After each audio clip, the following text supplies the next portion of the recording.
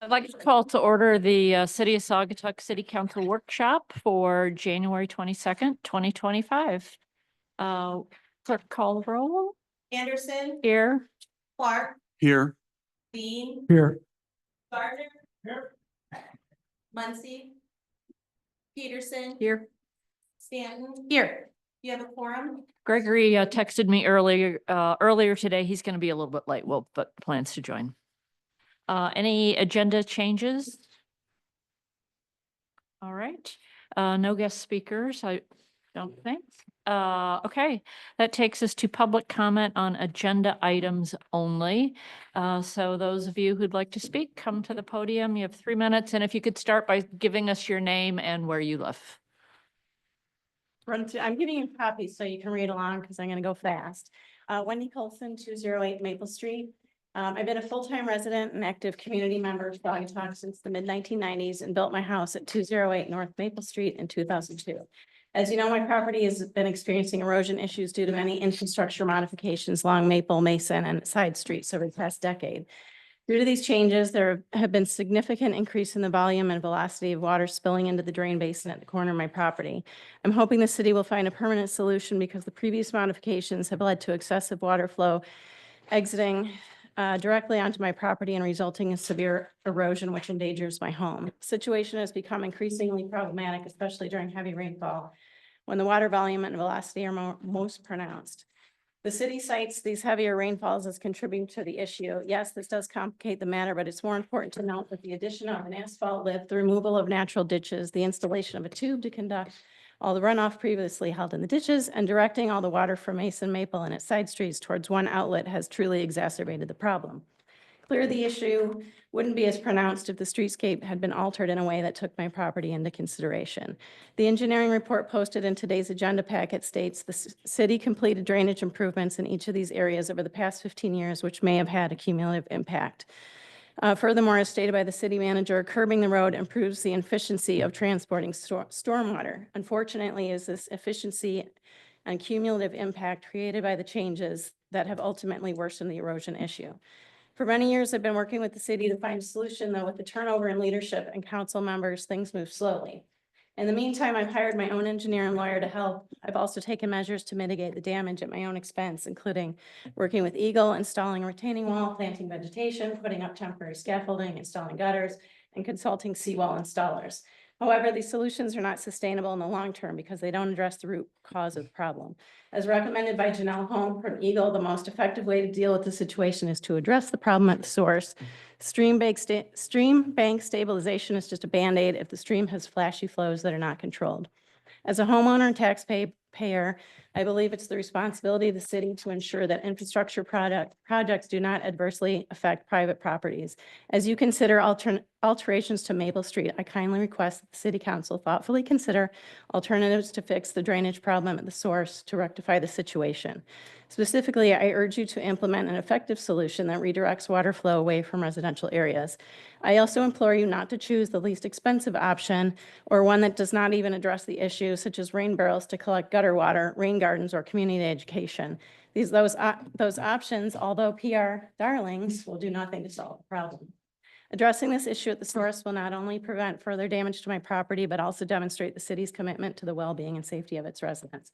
I'm confident that with your support, we can resolve this matter amicably.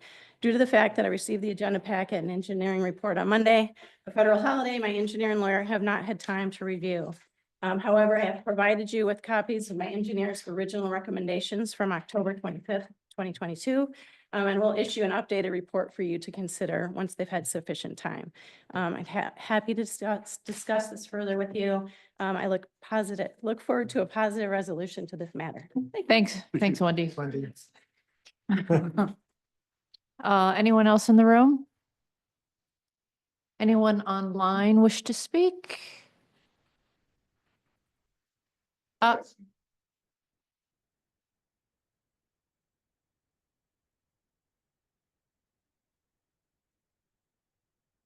Hi, everyone.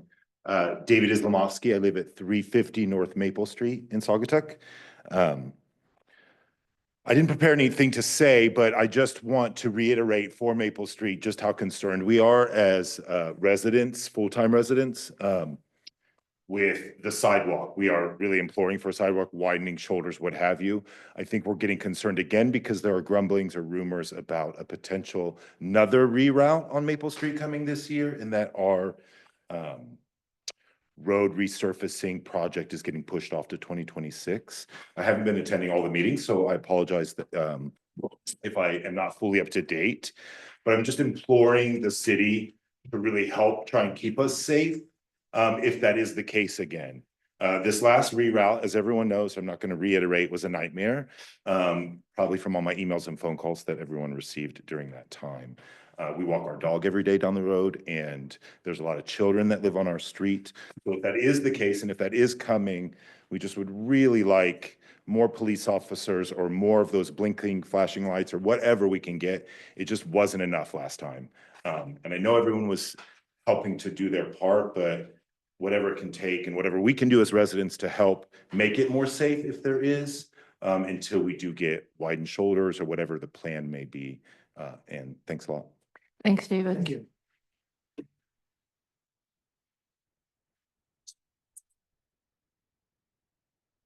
Hi, I'm Kathy Brockington. I live at 989 Singapore Drive, which is right off of Maple Street. And I just wanted to call, because I haven't looked at anything, but I want to call the designer's attention to a major drain field that runs behind all the properties on the Douglas is south of Saugatuck, south side of Singapore Drive in our backyards.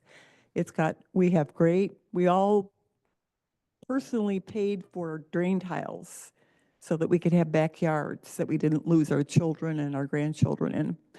And so, and I don't know if there's a drain on the corner on the street or if it's still across the street or where the major drainy thing is, but this is a drains hall thing that Allegan County gave to the city of Saugatuck. Wasn't that nice?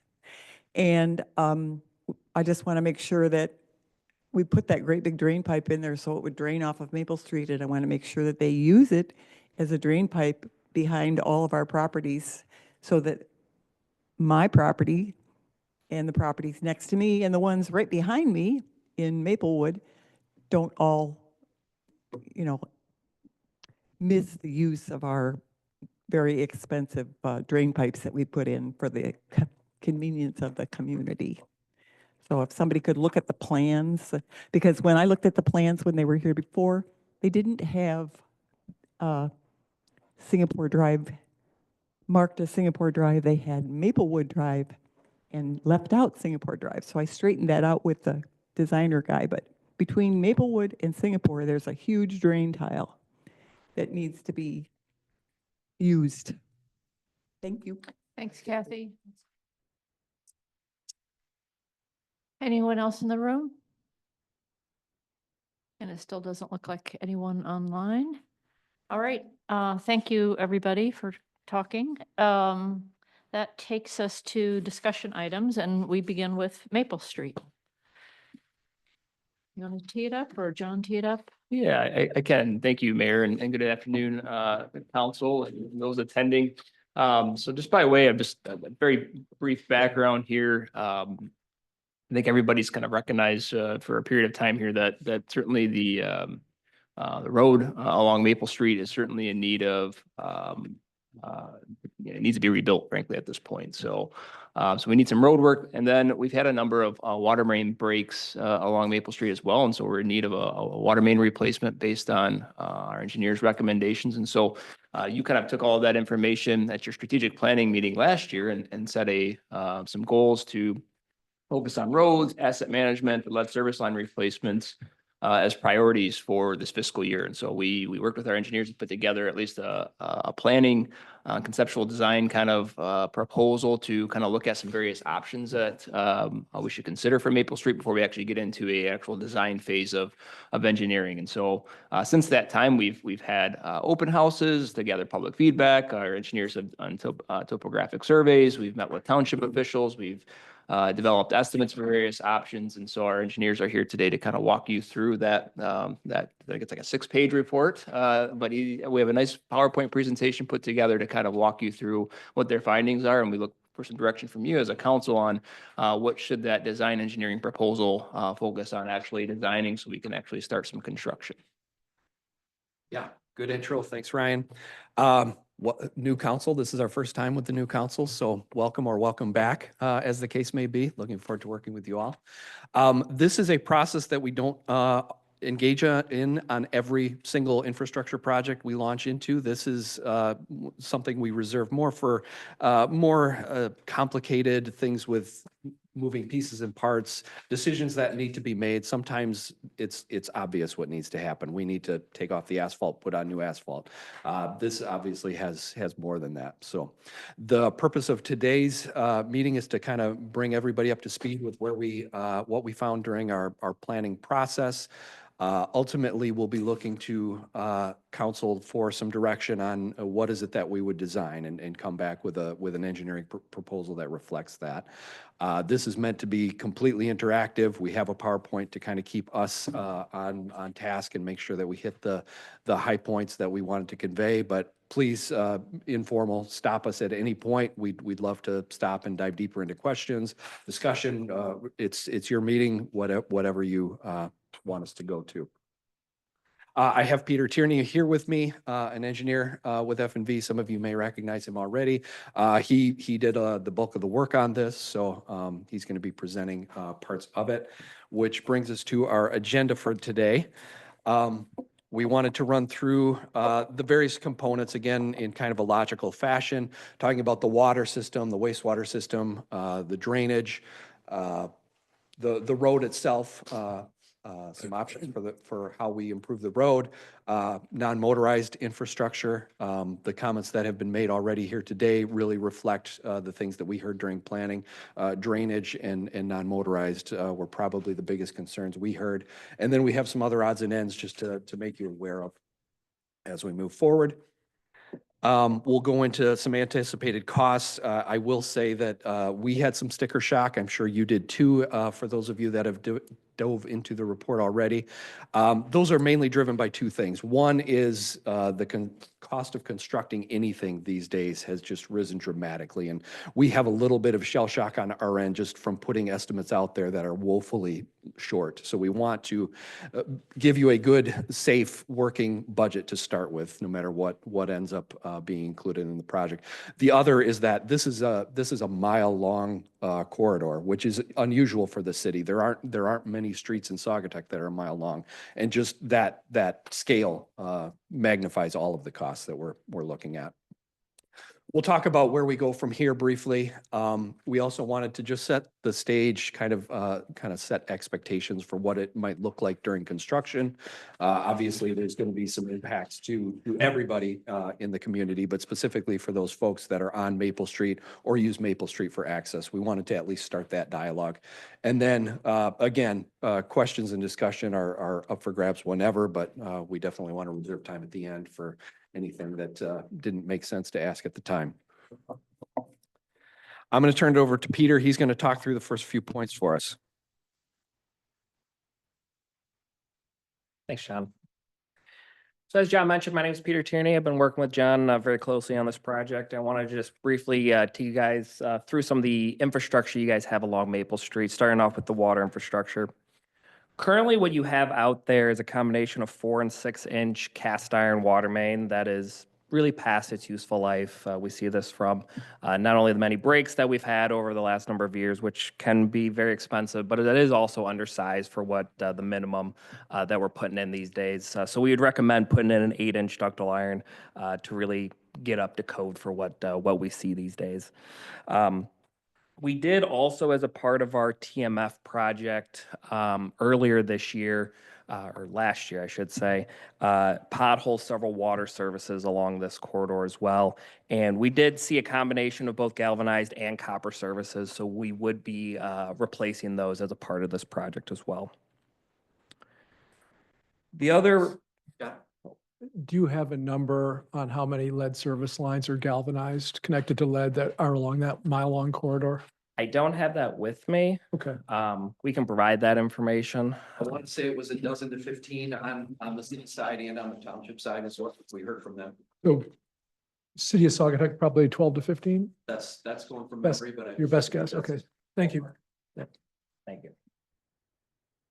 And it is worth mentioning that since this is a border road between the township and the city, we have begun preliminary discussions with the township regarding a cost breakdown. And though nothing's been set in stone, our initial conversations indicated a 50% cost share for the water main. And then each community would obviously fund the water service replacement that's within their jurisdiction.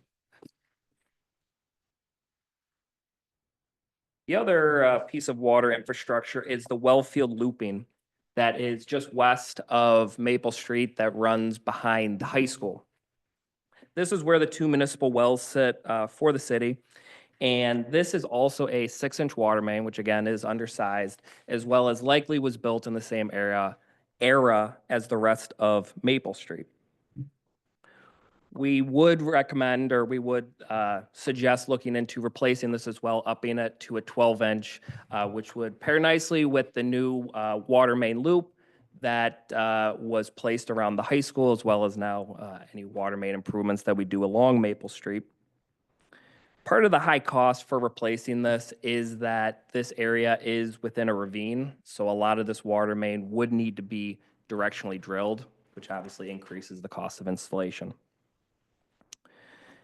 Do you have some way to point out on there where the tile that Kathy was talking about would be? It's actually north of here. Singapore, Maple Woods Drive sits here, Singapore is up here, so we're looking at that area. Yep. Definitely on our radar, though. Appreciate that coming back up. A couple other things to note about this particular section of replacement. The current line runs through an easement. If we were to replace it, we would move it onto city property, which is really best practice for placing infrastructure of this kind. We would also, this element of the project is also a great candidate for a second phase. This wouldn't necessarily be something we would have to do while doing the roadway improvements. We could easily stub this out, get it out of the roadway, and if we came back a year, 2 years, 5 years, whenever it kind of made sense, and we can complete this without having to re-tear up the road. So we can kind of have smartly engineer this to see this as a second phase. So that's another thing to consider. Looking at the wastewater infrastructure now, some of the assets that are out there currently, there are 2 lift stations that are currently out there, one just south of North Street and one north of Mason Street. They have dual 16-inch force mains that also run along this corridor, as well as 8-inch gravity sewer that runs the majority of the way of Maple Street. You'll notice near the north end of Maple Street, there is a section that does not have gravity sewer, which we'll discuss here in a moment. As a part of your SAW grant back in 2016 to 2018, a lot of these elements were reviewed, and we utilized a lot of that information for our analysis today. So looking at your lift stations and force mains, we do not anticipate any improvements that would be needed to either lift station as well as the force mains. They appear to be in good condition, and if in the future, if there were any improvements that needed to be made to these lift stations, they really could be standalone projects and wouldn't have a huge impact on what we're doing today. The biggest thing with the force mains is simply that we're going to have to design around them. They're in the ground, and we're not anticipating touching them. So just wanted to make you aware of that. For the gravity sewer, reviewing a lot of the information from the SAW review, we noticed several manholes that were in need of repair, as well as 300 feet of sewer lining on one run in particular that we think would benefit from lining, which is included in the sanitary repair cost line item, which is, again, the lining and the manhole repairs. Again, that would be a similar 50-50 cost share with the township. But another item to bring to your attention is this image that we have up here, which shows 3 parcels that are not currently being served by the existing gravity sewer. In order To extend the sewer, though it would be quite expensive, we could extend the sewer to serve those remaining 3 parcels. So the city has a couple options, obviously, either to live with not having those last parcels be served by gravity sewer. We could extend that 8-inch gravity to serve those for the price tag of $130,000. Another option that we didn't get a cost estimate for was to place 2-inch stubs that could provide future ejector pumps connections to those parcels. It probably would come in a lot cheaper, and another option to pursue. Another question. Could you go back to that one? It says the cost is anticipated to be shared 50-50. Has that been worked out? Is that gonna be 50-50? Part of that same discussion. Yeah, I think Ryan can attest. It seemed like a pretty productive discussion that we're kind of headed that direction. Thanks. Question of the 3 properties that are not on the system, are they marked on this? Yeah, I can mark them out for you. So this is the last parcel in the township on the east side. This parcel is actually connected to the manhole at the north end of the system. So it would be 721 Maple here, 730 Maple here, 1042 Maple here. Those are the three parcels. The 2 on the west side and maybe even the one on the east side is big enough to split potentially. A lot of that is lower property. They back up to the creek there. So I don't know what the development potential is, but it certainly would be increased by serving them with sewer. The apartments here have their own gravity system that feeds into their own lift station that then runs to the north. So this corner's taken care of. It would really be the 3 other corners kind of what we're showing here. Thanks, John. So that property number 721. These apartments or. Yep. That's city or is that township? This is city. This That's is city, the okay, city so- limits. Okay. Yep, right there. So 'cause there's construction going on back here, at least one property is being constructed, so I wonder if there's been any discussion regarding. Are they gonna drop a septic, are they gonna drop a well, what's the, because I know the city's got an ordinance that requires them to connect to. The system when new properties are built, so I'm just more curious, I don't need to answer a question at this point, that there is construction going on back there currently. That's interesting. I haven't seen them come through my desk, any of the permits or anything like that, but yeah, that's. So just something to note, just like Kathy noted with her issues, so a few things we'll need to Yeah. continue to put on this list. Thanks Thanks, for Chad. that. We'll look into that with Luke. But at this point, there are no buildings there, no residences. I believe, I'm going off of the aerial, but I think at least this one does have a home on it. I'm pretty sure, because their driveway kind of comes out up here. So I think there is a home on 1042. There may not be one on 730. Thank you. Take a drive back there and just check it out.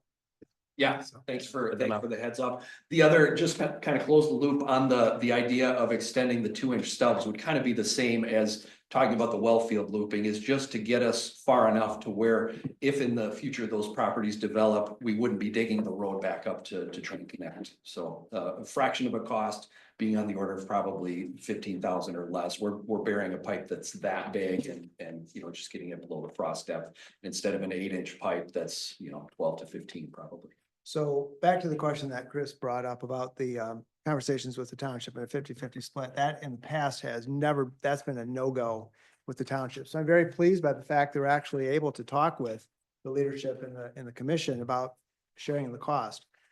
Having said that, when we say 50-50, is that a portion of it? Is it the entire project? Is it the road work? It's just going to be portions of this, right? That they're going to be willing to contribute. Yeah, so we've had very, I think, good talks with the township, and a lot of it really, also comes from, the work that we're doing on an updated water and sewer agreement with Cal Lake. And so the discussions that we've been having are that, and with our consultant are that, if we have, we refer to as a shared asset, as a bordering road, we should be, at the very least, maybe sharing in 50-50 of, of that cost, but that isn't the entire project, and that the water main, as they'll talk about, only runs under one side of the road. So half of the water main cost is something ideally that we would split, and then half of the one lane is something that we would split because, in order to get to the water main and replace it, you have to, go through the road to get to it and repair it and replace it. So So that's kind of what the conversation that we've had with the township. Obviously, that more formal agreement with Cal Lake isn't done yet. And through that process, there may be some, there's going to be a process laid out to where if there's disagreement between the municipalities on whether or not, 50-50 is actually an equitable share, and there's a lot of factors that can go into that. There would be kind of like an appeal process that's laid out in that agreement. But at this point, the township hasn't, expressed that they're thinking that they would want any lesser percentage, given the number of parcels that they have that are served off of the main along Maple, including some that are actually, fronting on Blue Star that go back to Yeah. Maple. Thank you. So two questions, one on the road itself. The road is owned by the city, right? Even though it runs township, the city owns the road. And the entire right of way is actually in the city. Yep. So, Yep. two is, so just to make sure everybody understands, the length of this is 1 mile. That does not include the portion of Maple Street that's on the other side of Blue Star, what I would call the south end. Is that correct? Yes. Correct. Correct. It does not include that portion. Correct. Right. So it's 1 mile long from Blue Star all the way to north, and actually probably a little bit south of north. Little Because- short of, yeah. yep, exactly. Okay. Yep. Thank you. Yep. Because those improvements were made recently. Yep. Exactly. Mhm. Right. Yep. Not getting into that again. Moving on to the drainage system, a number of elements to note here. We'll start with the cross culverts. You do have 3 existing, relatively large cross culverts ranging in size from 12 to 36 inches. The concrete culvert is in fair to good shape, but as you can see from these photos, the metal culverts are starting to see their age. I don't think they're imminent failure, though they are getting to fair to poor condition. Admittedly, our investigation of this consisted of just sticking our head in and seeing what you can see here. We have discussed with city staff about doing a more extensive culvert investigation, not only here, but really throughout the city, especially in light of what we recently saw with Douglas and their culvert situation. So that could be coming as well to do further investigation on this. The cost of replacement here for all 3 of these culverts is quite large. Admittedly, it is factoring in a likely upsize that would need to be done in order to do this. We would suggest setting aside, however you guys end up planning this project, at least $30,000 just to have some kind of spot repair, or if we did want to pursue replacing one of these or lining one, we would have some options to go as we move forward in our design. So the culverts themselves, does this include the new culvert that was placed at North End? No, so so I guess, there's 4 culverts, but yes. So the other 3, there's one that's close to Wendy's house, Wendy Colson's house. That's just a little bit south of, or north of Mason. Yes. North of yes, Mason. there is, yes. Then the next 2, Are further north still, yes. Yeah, there's actually one at Maple or at Blue Star Highway even. I think there's closer to Okay. half a dozen if you, depending on what you classify as culvert versus storm sewer. Okay, but- Yeah, but the we 2 that were- kind of focus on the larger diameter. Sure. So the 3 that we're talking about, the one that's near Wendy's house, just a little bit north of Mason, or north of Mason, excuse me. And then the other 2 are, you said one is at Blue Star? One's further north, there is one at Blue Star, and then there's another, there's actually the one north of Mason Street is a combination of a 36 inch and like a 12 to 15 inch that kind of got placed alongside it. Okay. Thank you.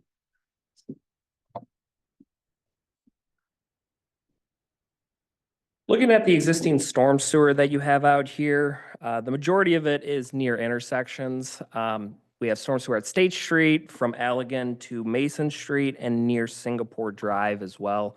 The storm sewer, generally speaking, is in fairly newer condition, and we don't anticipate doing massive stormwater improvements to the existing storm sewer, with notable exceptions, most notably at Mason Street, as we're going to discuss here momentarily, as well as at Blue Star Highway with a seepage issue. John's going to discuss in a second here if there was a thought of curbing or placing a valley gutter along this roadway. That would include more extensive stormwater additions. But for the storm sewer system that you have out there currently, it should be in pretty good shape. I want to turn it back over to John here. Stormwater management really dates back to our 2022 study. that's already been discussed here tonight. The city 10 to 15 years ago made improvements to several streets that are kind of tributary to the storm sewer on Maple Street. And that was in response to puddles and nobody liked the ditches and things like that. And as the study states, as you start making those improvements, you really make your system more efficient, which cumulatively leads to some higher velocity flows and volumes. Imagine the water that was sitting in puddles and just kind of pooling in ditches is now efficiently moving downstream, and Wendy's property is downstream. We revisited all of the recommendations, the options that were identified in that study from a couple of years ago, kind of revisited each one in terms of, what the current scope looks like. Curing it at the source is problematic. That would really involve kind of undoing the work that was done 10 or 15 years ago. Uncurbing roads is problematic. Having each individual home provide some kind of detention. While I still think it's a good practice, I think it would be a good community outreach effort. It isn't going to be a full solution. And honestly, none of the solutions are full solutions. This happened cumulatively. It's being addressed cumulatively. We started with the project in 2023 by installing leach basins on some of the streets that are in the red circle here to really give some detention, essentially, to try and let some of that water soak in as opposed to running down the road. The DPW has installed some spillways to try and let water off of Mason Street before it gets to the corner here. So each one of these improvements we make is having an incremental benefit, but it's never going to get to a point where there's zero erosion. Erosion is a natural process. What we're trying to do is just undo some of the man-made increases to that erosive effort. So what we're looking at, what we kind of focused on for the purposes of this planning process is providing an underground detention system. Usually when big box retail or some other development happens, they will send that either to an open pond, which is basically just a depression in the earth where we send kind of the first water that starts running off our site, contains it and releases it slowly. Underground detention basically does that, but does it underground. And because of the nature of this area, we don't really have a good opportunity to do that in an open pond. We did look at the property across the street in the township. Just the purchase price alone really makes that impractical. There's also some wetland concerns and other things there. So we really focused on underground detention. Mason Street does not have water main where we're depicting that in blue. We wouldn't want to build it on top of water main because of Eagle wouldn't let us, first and foremost, but also to maintain that water main, we would have to get through our underground detention. So it does lend itself to that. As part of our work in the intersection, we can build some underground detention. We're recommending that we do something to at least use that footprint as we do other things. The way this works is there would be a control structure that lets through normal flows, picture something on the order of 6 inches that would just let normal flow through so that we're not drying up the stream.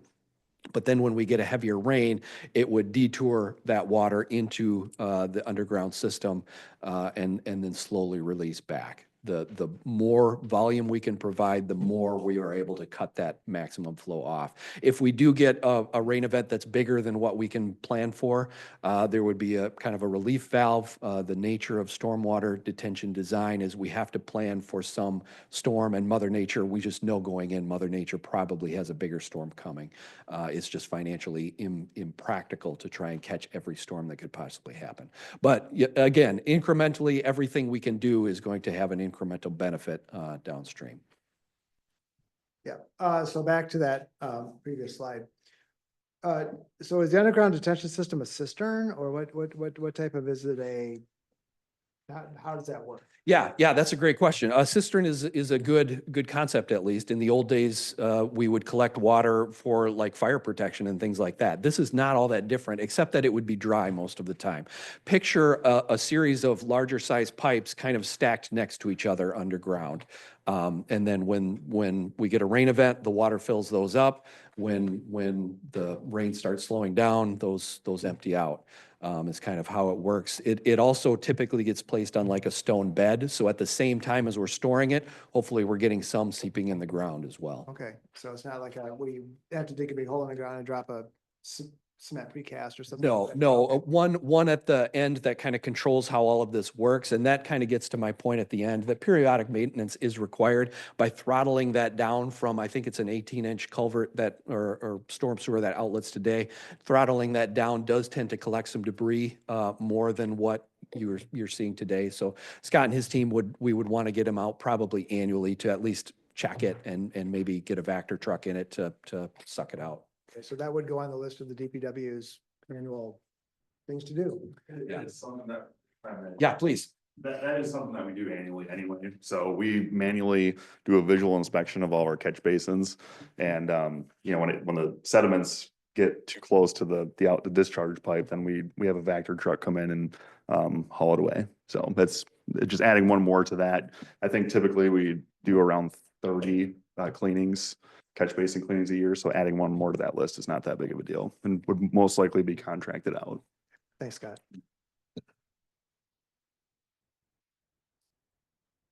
Yeah, quick question. Please. If I understand it, you have the normal water flow, that's fine. When you get a rain event, things start building up, stacking up, it's gonna route into the cistern, French drain, whatever you want to call it, culvert. Is there any way to quantify the capacity of that? In other words, what type of rain events are we talking about? Because when it fills, right, you're done, right? Then you're up to the high volume of water flow going downstream, correct? Yep. So I know you probably look at it with some engineering terms, but can you help us understand in terms of average rainfall within a time period? Does it cover that most of the time, 90% of the time, 100% of the time? Yeah. I know you can't predict the weather, but I'm just kind of curious if you look backwards and said this, because you're gonna also, you have the dimension of how much water can go into it in terms of size, and then the dimension of the pipe that feeds it, right? So you're looking at those two and figuring out how much capacity it has, correct? That is exactly right. Yeah, it's a good question. We talk about stormwater design in terms of return events, recurrences. So like a 10-year event, sometimes you'll hear, oh, we got a 100-year flood event. Right. So we look at in stormwater design, usually 10-year or 25-year recurrences. We've kind of moved away from that as an industry because it can be a little bit misleading where you could get a 10-year storm event in back-to-back weeks. Sure. It's all just statistics, really. Yep. So we can run through calculations that will tell us for the volume that we provide, we are capturing kind of the difference between a base flow and a 10-year event or a 25-year event. But really, in terms of the erosive forces downstream, it's a matter of the more volume we can provide, Sure. the lower we can bring that. Right, so how do you figure out, so you haven't sized it yet? As part Not of necessarily. We did just Okay. from a budgetary standpoint. Ah, but yeah, perfect. our Okay. sizing would really be trying to maximize the footprint Got it. available. Is our strategy, not necessarily looking for any one design level, but trying to give as much benefit as we can with the space that we have available. Okay, Yep. okay, I understand. Thank you. Just follow-up question. So this really doesn't impact the total volume of water going through that little creek on Wendy's property. It just reduces the velocity. Is that correct? Exactly right. No, because when the well fills up, it's gonna drain down into the ground and That's prevent the true. water from Yeah, I flowing, guess, correct? whatever does seep into the ground would be subtracted from the total flow going down. Okay, so it can reduce the flow, It does reduce the total. the flow volume. as It can well. reduce the volume in addition to reducing velocity. Right. Okay, thank, Big benefit though is knocking the head off Right. the peak flow. Yeah, and Saugatuck soils, I'm sure most of you know, it's a range. I started working in Saugatuck thinking, we're out in the dunes, we're out on the beach, it's gonna be sand everywhere. Not the case. So the effectiveness of seeping into the ground is really based on what's underneath. do you know what's underneath the area? We have soil borings, but even the soil borings throughout this 1 mile corridor are kind of all over the board. Yeah. So we don't know if there's clay or if it's sand there. Yeah, we would do some additional investigation work kind of during design. And the other thing we can do is we can kind of undercut and replace some of, if we do find clay, we can replace some of that with sand. That's one of the things Oh, we did okay. on the project a year or two ago.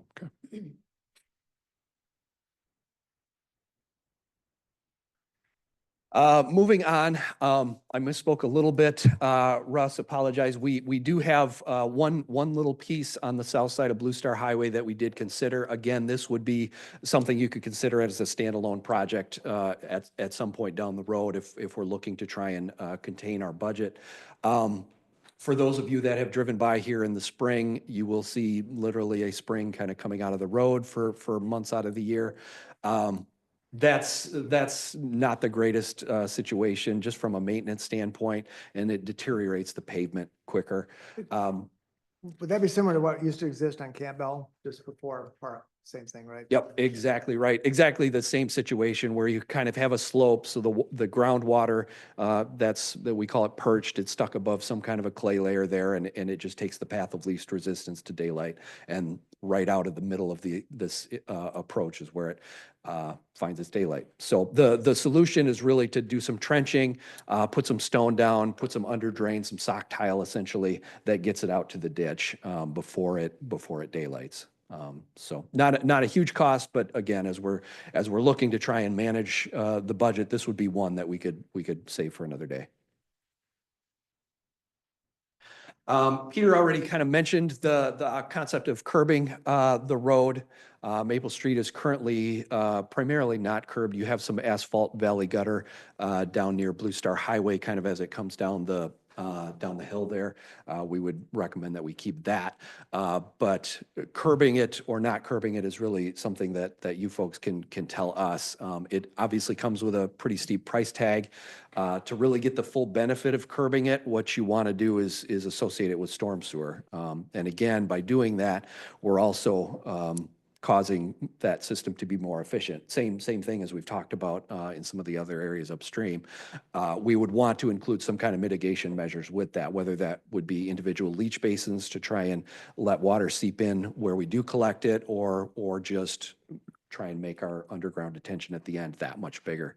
So the numbers there, it's about $250,000 more to do the curb as opposed to the asphalt. Not quite. Right. Those are individual numbers for individual options. The 860 would be to add like an asphalt valley gutter. The million and change would be a concrete curb and gutter like what we have. Right. So the difference between the two is about $250,000, just shy of $250,000. Yes, true. Yes. Yep. I was doing my math wrong in my head. Yes, you're exactly right. Help us better understand. Hello? Here, Sorry, I'm online. I have a question. I live on the 1034 State Street, right there on that corner. We're now in we're not in a public comment phase right now, so. Right, I was just hoping that he could clarify again, because I missed what the comment was there. I was wondering if they could go over the drainage or curbing options there, because it cut out on my end. All right, we're gonna mute you and turn it back to John. Sure. Yeah. So looking at either asphalt valley gutter gets paved with the road. They kind of wing out the paver and lift it. We did this on Bridge Street. I'm sure you've all seen it throughout. So it tends to be cheaper, but it's a cost benefit thing. It tends to be a little bit less resilient over time too. Yeah. Concrete curb and gutter is, they run through with a curb machine and it's a solid edge. So the curbing estimate there is for the entire length. Correct, for Okay. the entire length. Yeah, Right. including some kind of associated storm sewer as well. Okay, so that solution, the benefits of that would be uniformity to the road. I think that might also help Scott and his team in terms of plowing maybe. So I'm trying to think about what are some of the benefits of doing curbing versus doing the asphalt? Yeah, in some situations, it's going to be more of a benefit than others. I would probably put this on the below average in terms of the benefit it's going to have, but it will support the edge of the pavement a lot better, so that the edges of your pavement are usually the first things where you start seeing cracking. Having a hard edge like a concrete curb or even that valley gutter there does help that. It helps transport water. We did hear a variety of different drainage concerns, but I don't know that they were of the nature that curbing would really address. We will do some other things to address some of the drainage concerns. How would that tie into a sidewalk or non-motorized walkway. Yeah, it does give it a little more urban character, Russ, to your point, where, you know, we no longer need a green space for that water to go, that, you know, some of that green space would potentially be taken up by a path or a sidewalk or something like that. But it doesn't make it harder to do that, whether it's curb versus asphalt gutter. Not necessarily. In this corridor, we can do all of the above. It's really a matter of preference. If there were a sidewalk, would it go right up against the curb, or would it be some space between if there was a curb? How Yeah, does that we work? would have some kind of a green space between the two, Green at least space, 5 feet. We've shown the sidewalk just for the purposes of planning to be kind of out near the right of way line. So you would have a green space regardless.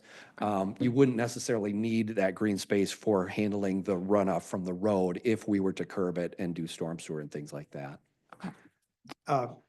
Interestingly enough, back when Spear Street, the street I live on, didn't have curbs, it was, there was several residents that at the time when I was on council, when we were going through the process of making some decisions on the street, were adamant about not doing curbs because they felt it lost some of the quaint character of town. Ultimately, it was decided to do it because of some of the other issues it resolved in terms of stormwater collection and direction and so forth. But I think that's something to just be put in the calculus of all of this, is that, you know, what do the people that live along there think in terms of, does that affect the way that the street looks to them or the way that they, I don't know, maybe that's obviously more nebulous, but I still think it's part of the conversation. And, you know, it may be ultimately if we decide we do it because it's going to solve some problems that we think we have from a stormwater collection and direction and so forth. But I just put that on the table because it's come up before. Yeah, that's a good point. Maple Street does tend to have a little more rural character look to it. It's got a little less kempt urban forest. You've got the cross culverts, so you have streams kind of crossing through here. I think it lends itself to an uncurbed section. You have Campbell Road. If you want a kind of a visual, Campbell Road is pretty similar in that regard. Good point. Park Street, very similar. So you do have other urban roads that are uncurbed. It's not a city standard that we follow, you know, regardless of the situation. It's really a kind of a case by case. Question maybe for Ryan, is part of the cost of the curb, would that be picked up by the agreement with the township or? Probably not. Yeah, probably not. I think they were, you know, pretty clear in their discussions that they were open to, you know, 50-50 split on the water main. And then, like I said, that one lane of road, because it's related to replacing the water main, but that. Okay, so they're picking the middle of the road to replace, not the. Yeah, now the caveat, maybe there's one caveat to that, the township manager and I have had some discussions with some of the staff members of your state representatives and talking about, you know, some sort of request that we might make to them. You know, if there's an increased likelihood that, certain elements might, increase the likelihood of them being willing to provide us with funding, then I think maybe the township's willing to explore that conversation. But absent that, I don't see them being supportive of that. Yeah. And I guess to the topic of what do the people in the corridor want, I don't remember, Peter might, whether we kind of prompted them during the open house with that or not. We didn't hear a whole lot one way or the other from the open house, but it wasn't something that we were asking for. From a safety perspective, does the rigid curve versus the asphalt, ramp curve make any difference? I mean, we're gonna have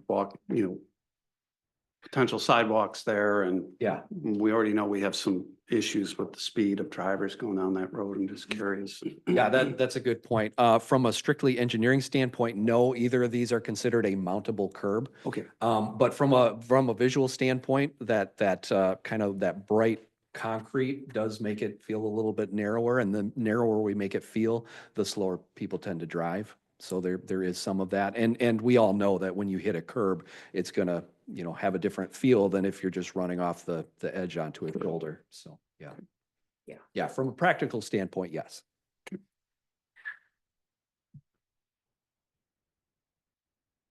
Good discussion. So lends itself well to the kind of the roadway part of this, probably the part that we don't need to dwell on all that long. The Paisley rating a few years ago was 2. After the de facto detour. Last year, it's probably maybe even a 1, which in practical sense, from an engineering standpoint, it's failed. There's no real alternative to try and maintain the asphalt that's out there. It is failed and needs to be replaced. Again, we've kind of touched on the west lane is where we would anticipate the water main will go. And so to get the water main under the ground, we would run a trench through that west lane. And that means you're going to get a brand new road from the ground up, meaning new sand sub base, new gravel base, and then the new asphalt. On the east side of the road, we have some alternatives. One would be to build it from the ground up also.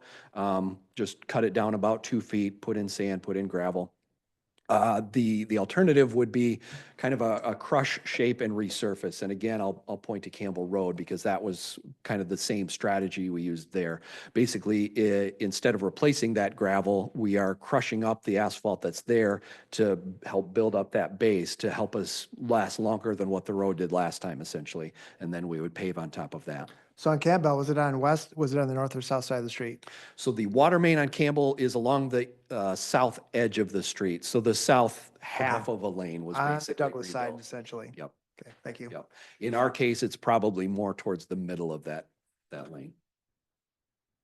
Yeah, but that worked out great. The road, it's only a few years old, but when I drive through there, it's holding up great. It's a strategy that we use quite often because honestly, reconstructing a road with new sand and gravel is a lot of earthwork to do and it really increases the cost as you can see. So what is the lifespan difference between the crushed and starting from scratch and so on Campbell from the Douglas side versus the Saugatuck side? Yeah, so we consider the life of an asphalt pavement to be 20 years. And that's essentially just because even if there was zero traffic on it, just the sun shining and oxidizing the pavement, at some point it's going to fail. We know intuitively that rebuilding it with sand and gravel has a longer life than that. You may need to resurface it once in a while, but really when you put new sand and gravel, you're allowing water to drain away from the road, which is going to extend the life over and above what even a crush and shape would do. I apologize for being 15 minutes late, so if this is already spoken of, let me know. I'm seeing, when we saw the surveys from the folks that participated, I'm seeing a lot of people ask about lighting. Do you know how many current lamps we have down that street for public lighting currently now? I'm going to put Scott on the spot. I'm pretty sure you have them at most of the intersections, but I don't know that there's many in between. And are there, I've looked through these plans. Are there any, did you bring any plans of adding any more? Lighting was actually not one that we considered, but again, if you give us the direction that we'd like to explore lighting either through consumers energy or through, more decorative lighting or whatever, I don't know that you do decorative, but that's certainly something we would pursue. Okay, just curious. I didn't know if that was. That then consumers or the city? So the way most communities are set up, that if you go through consumers, there's not really a much of an upfront cost. It's really, you're just going to pay for it on a monthly basis for the usage of that power. I'm pretty sure that's how the city is set up. Yeah, good. Because it does get dark. I know that driving down that street, even with the lights that are currently there are sections of Maple Street that does get dark. And if we decide to do something like a sidewalk or a path like that, where we're going to get more use in the evenings, I would suggest us looking into increasing the lighting. Agree. Yeah, good thought. Thank you for that. So yeah, you can see the price tag there. Again, we're showing some breakdown for that west lane with the township kind of splitting that piece of it 50-50 and then everything else being the cities. I will also note that the water main replacement wouldn't go the entire length of the corridor. So that's some of the reason why it's not truly 50-50 even on that west lane. The water main replacement does stop short of where we ended our project in 23. So there's some length of the road in there that's the city on both sides. So essentially the east reconstruct, like the west lane, would add to the city's commitment about 415,000. Yep, exactly. The first bit of good news with a dollar sign next to it, we were able to secure $250,000 through MDOT's Category B program for this project. We wish we had another zero on it, but that's what the program limit was and that's what we got. So we're happy for that. That was originally slated for 2025. We applied for it last year, so they look 1 year ahead. We have had conversations with them, and just knowing all the pieces and parts that are going into it, they graciously have let us extend that to 2026. We're not under the gun to try and start construction yet this year. We have some breathing room. Question on funding. Any other upcoming opportunities for the entire project or components of the project to qualify for additional grant or loan funding? I'm thinking stormwater might be a grant or loan opportunity through Eagle. Any thoughts on what might be out there in terms of grant or loan opportunities? Yeah. We swung and missed a number of times. Maple Street was included in our kind of full project for the clean drinking water state revolving fund. So Maple Street was one of those. We did not get awarded that the 2 or 3 times that we've applied. Now we kind of set that aside. To your point, there are always opportunities that come up for stormwater related things. Being on the lake shores, that opens up some other things for us. So definitely we keep our eyes out for things like that, and we'll put that on our hot list for some additional opportunities perhaps. Okay.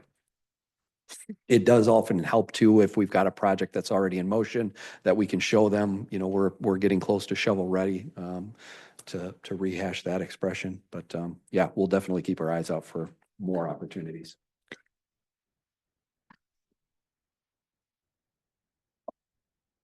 Moving on to non-motorized, this was where we spent a lot of our time during the workshop.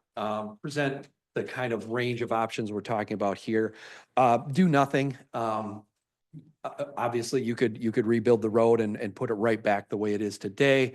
As you've heard tonight, people walk in the road. That's a scary proposition, especially if you've got closures on Blue Star, but even otherwise. The widening, we could do what we did with Campbell Road a few years ago is we did a 3-foot striped shoulder on each side because that gets a lot of walkers as well. That would be an option. You could do that on one side. You could do that on both sides. One caveat there, it's pretty cost effective to do that. You're just kind of widening your lane basically. That keeps people directly adjacent to traffic, and it makes the road look and feel a little bit wider. So that does have a benefit, or that has a little bit of a disadvantage in terms of people upping their speeds. Constructing a traditional 5-foot concrete sidewalk. We've got them all over town. We've looked at, for the purposes of our planning, we've kind of looked at Blue Star Highway being the south end point, especially with the trail potentially coming through that intersection, and then getting far enough north to catch the apartments there at Ridgewood Oak. Is what we've looked at. Once you get beyond there to the north, there really isn't anything north of there to connect to, and you start getting into a point where you all know, we're down in the wetlands in that section where we just built the north end of the road there. So that would involve boardwalks and other things that are going to spike the cost pretty significantly. Then the fourth option there, a narrow asphalt path. Traditional asphalt path is probably closer to 8 or 10 feet usually.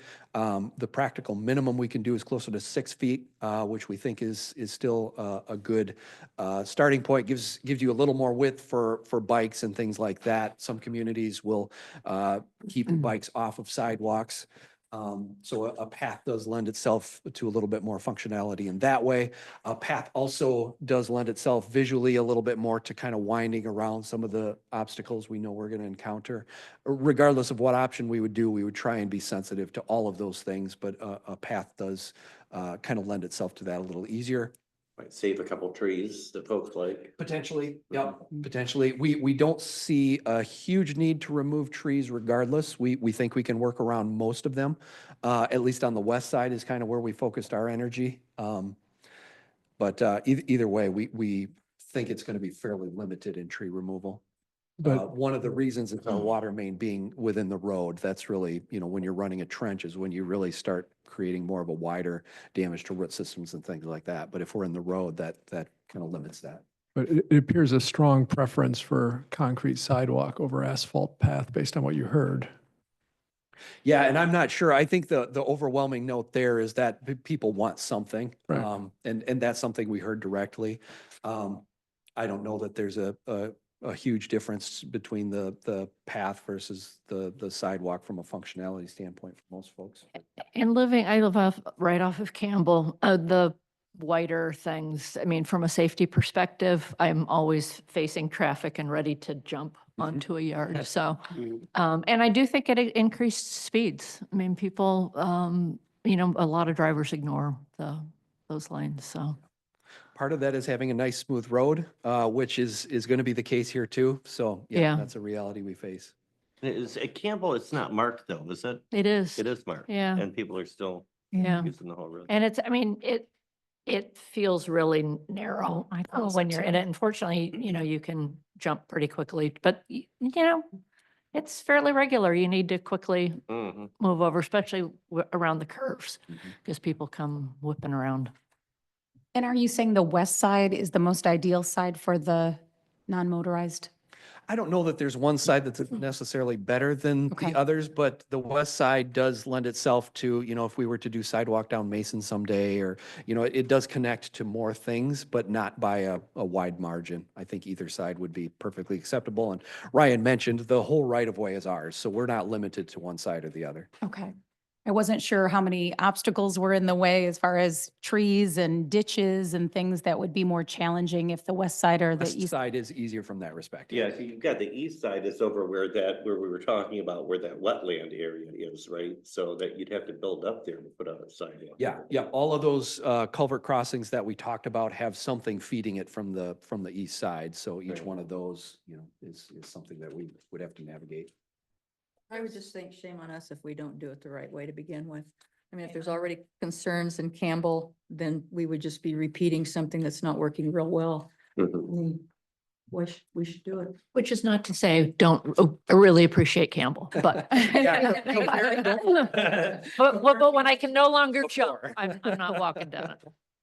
Russ? Yeah, to Councilmember Peterson's comments, I think this is where we have to have an opportunity to really push ourselves on this, because as a cyclist, non-motorized trails are very important to my getting around, and I think we need to encourage the use of this for that purpose by people that come and visit as well as people that live here. Literally 50 yards east of this road is a Blue Star Trail that is not utilized very heavily, at least, and I'm on that quite often and riding my bike on the road. Is there a way, and again, this is more conceptual at this point, there's a concept that's called safe streets or maybe Complete guys. streets. I've heard Complete streets, before. yes, Yep. thank you. This is my opinion, is this is the time to think about this, because if we want to encourage people to come from Blue Star Trail into town, or if we want to encourage people to go from wherever they're coming off of Maple Street to get onto Blue Star Trail to come into town, this in my mind is a conceptual idea that we need to start thinking about, okay, how do we utilize what we have? How do we encourage people to use the trail? Because it's underutilized. It frankly is underutilized. Yeah. And two is that here's the chance to get it right and pull it into a larger strategy for the city to encourage the use of non-motorized options. I have to say, I agree with Councilman Gardner, trying to look at this holistically with the Blue Star Trail. And I think, Ryan, you understand where I'm coming from. We are facing some challenges on that project. Just like you said, cost issues, we're facing cost issues as well. And once again, I see a clear preference among folks that attended the open house for concrete, and I want to respect that. But we are facing some challenges. Councilman Gardner's comments are correct. Part of the reason I think may be because the trail is not completed. That could be part of the reason. But I am wondering if we could look at this holistically with what we're trying to do to connect the communities. For example, I wonder if it's worth honoring the wishes of the community to do sidewalk in part, but there may be an opportunity to do the bit after Allegan as a paved multi-purpose walking and cycling trail, and then integrate Blue Star into it if we run into continued issues. We have an issue with a very expensive boardwalk that needs to be installed right before we get to the pallet sign, and to try to minimize that or find some workarounds, or at least have some optionality. I think because once again, I agree with Councilman Gardner, finding ways to encourage people to, travel that last mile, in something other than a car, or, to move around the community without using vehicles. And we have enough problems with parking as it is. I think would be worthwhile as we flesh out this design. Just for clarification, are you talking more about coming off Blue Star on South Maple? Would we be widening that too? Well, I'm just wondering how we're on the Blue Star Trail side, we are struggling with, right now after the roundabout was built, the path terminated at the motel. If we can get a few more feet, if folks have to dip down to Maple at Allegan, I don't know if that's even feasible. I'm just trying to think of ways where we have some optionality, because we are really facing some issues cost-wise. We want to be respectful of other important constituencies that have a stake in the trail design. And I'm just hoping that when we do this, we maybe make it fit for the future if we do try to do some alternatives. And once again, to Russ's comment, getting people to ride bikes into town, around town, anything we can do to encourage that and get them off the street so that we have less, not only, pedestrian vehicle conflicts, but less cyclist vehicle conflicts would all be to the good, in my opinion. And I'll just finish by saying that I think to just say do a concrete sidewalk, I think sells this project or idea completely short. And I think we're all saying the same thing, and I'm going to take it a step higher and just say we need to conceptualize this for the entire community. And whether all of it's been built or not is not the point, but to think about where we want to go with this from a complete street standpoint, which is an idea I've had for several years. We just need a lot of help on all of our streets, getting people to get out of their cars and out of their bikes or walking. And this is the kind of project where if we don't do it right, this portion of it, people are going to say, why didn't you do it? Didn't you do that? Why didn't you do that? So we're at that turning point right now, in my opinion, where this has to be talked about. Would that require then more discussions with the whole trail funding and? It's not clear at this stage. We're still working through some big issues in terms of costs with the design. We have to be very respectful of making sure that the tribal interests are comfortable with where the trail is going. And I can't go into specifics, but we want to be very mindful and sensitive to that.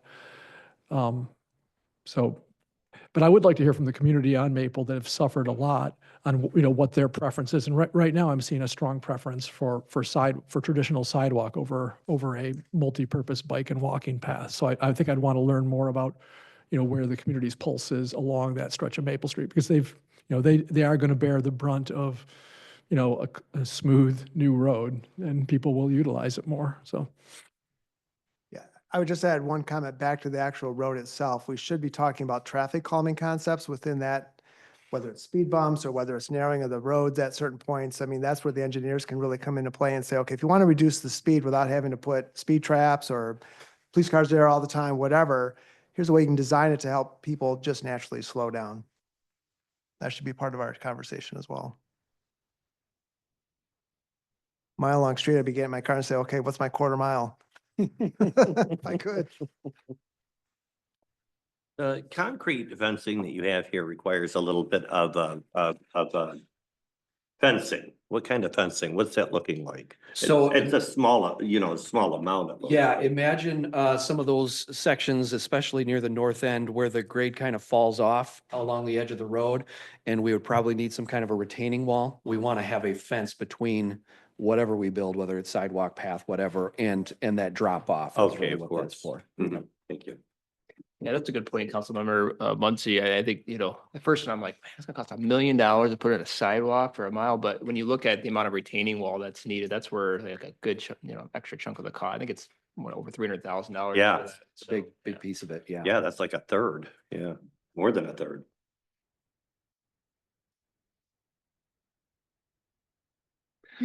Some other odds and ends, you're all aware, I'm sure, that the fire district, their kind of back door is Maple Street there.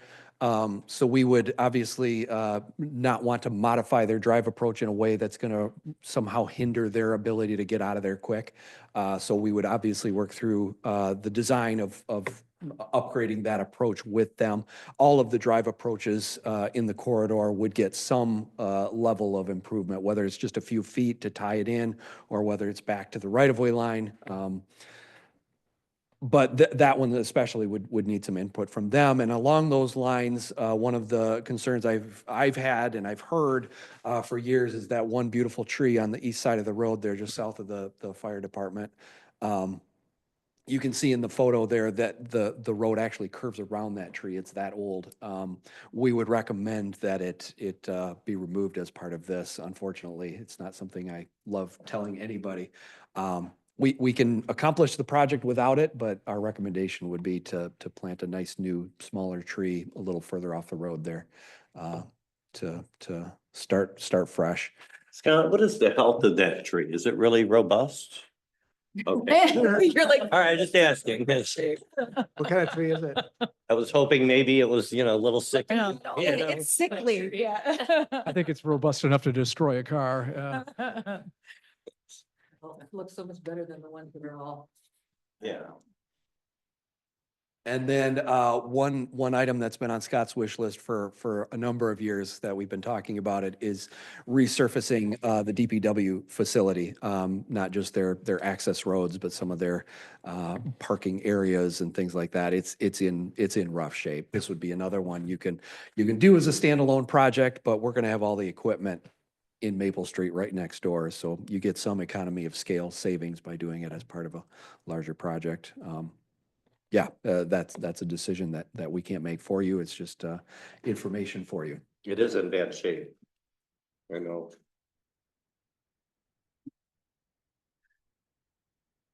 Moving on, summary of all the numbers you've seen, or most of the numbers at least that you've seen tonight, directly out of the report there, presented in a menu format. You don't have to, fortunately, add up every one of these numbers to get to the total.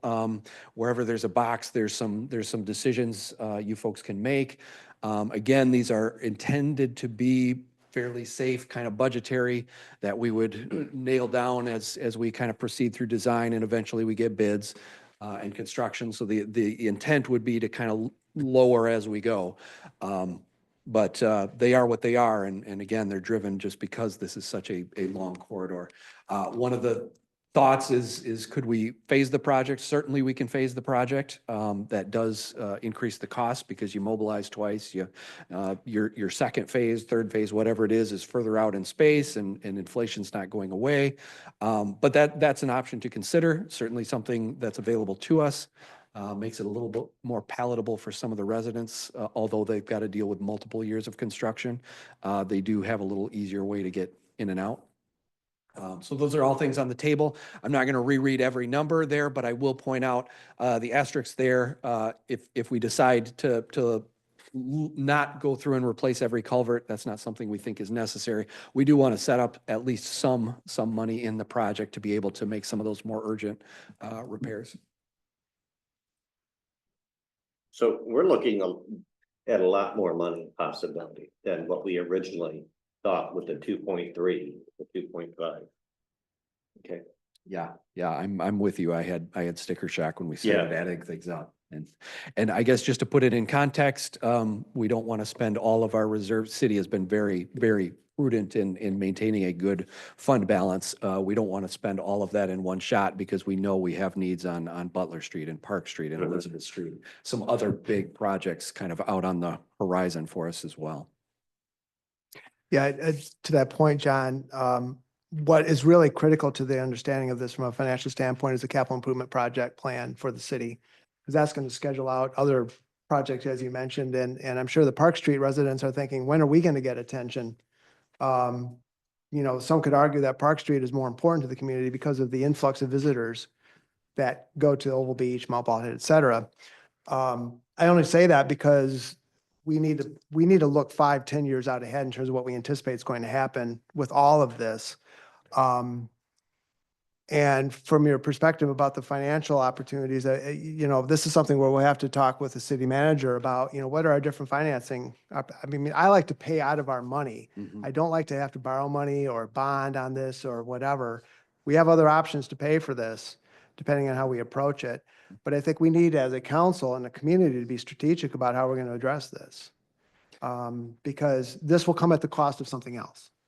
If we decide to pay for it all out of pocket, we do the full on everything, that's going to take money away from a lot of other important priorities. So me personally, I'm not sure I'm where I need to be to financially understand how we could go about maybe doing portions of this from a financial standpoint. I mean, the numbers are the numbers, and, got to factor inflation, all different kinds of things have to be factored into this. This is a big decision.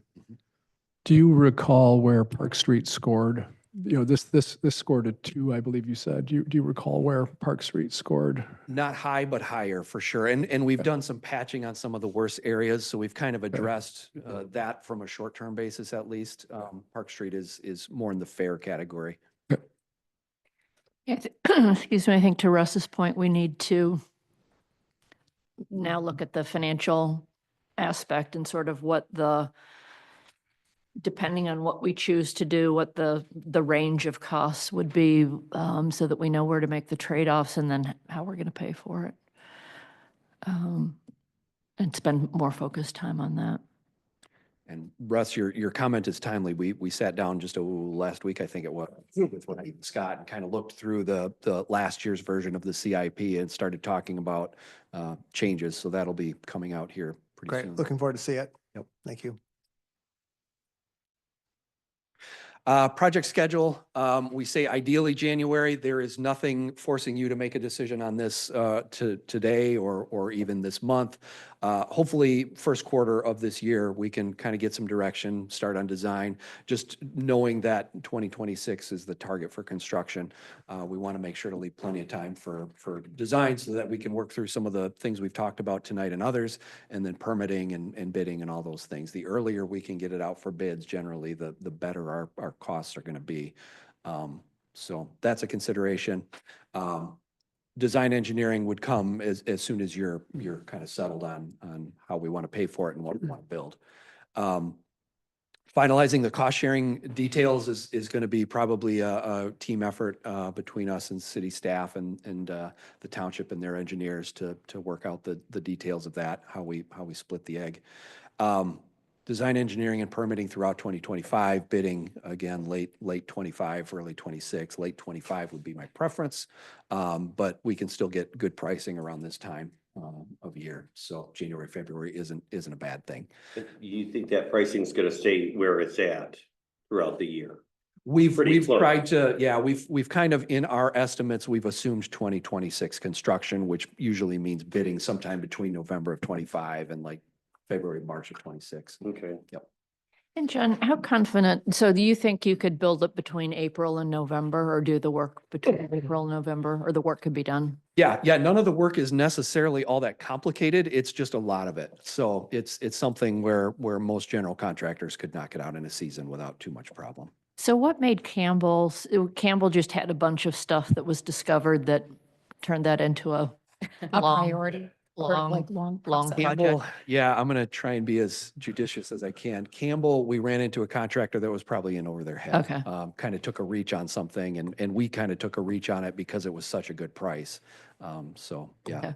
lessons learned all around, I think. Are we seeing any inflationary pressures from the disasters that have happened out in California and elsewhere in the country recently? I'm just hearing that construction is going through the roof for everything because of a lot of resources are going to be drawn towards those areas. Any sense of what that might mean? Back to the question about the numbers. Inflation is going to, there's some inflationary pressure every year, but is there anything that we're anticipating from a civil standpoint? Yeah, it's certainly not going to help. They have whole cities to rebuild. Right. And to Scott's point, it might shrink the pool of grant dollars that are available because I would imagine a lot of federal aid is going to be going to that region to do it. It's not going to help at all. Yeah. Yeah, I've heard lumber is being redirected already today. So that's not something that we really need on our project, but it's going to be all construction materials at some point. Yeah, thank you. Just to, I've been giving numbers a lot of thought, and so I totally understand that. We want to go through that with you. I think, obviously today I wanted to get a little bit of a sense on where the council's at with certain things, and we could, at our next work session, have some more discussion on this and, the financial pieces. We start out from looking at, okay, we have some healthy fund balances. These projects aren't getting any cheaper. Inflation's going up, and we do have some dollars to really handle, payment for this project, depending on what you choose through a combination of using fund balance from our water sewer, streets funds, and then frankly, we'll need to use some general fund dollars as well. But looking ahead, we have Elizabeth Street, we have Park Street. We still have litigation hanging out there that we have to be mindful of, that worst case scenario could be a financial hit.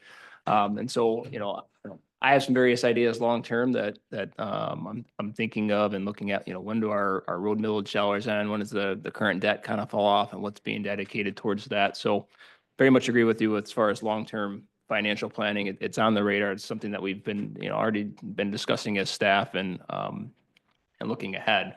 But as it relates to kind of the immediate future with what we have available now and being in a good position to not have to take on debt, for at least for this particular project.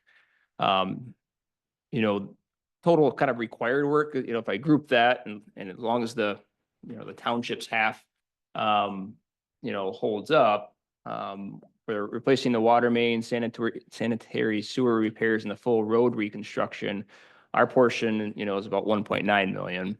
So then if we add on, I think, in the discussion today, I'm hearing that there's maybe a interest in maybe the underground detention at Mason Street, at least the sidewalk.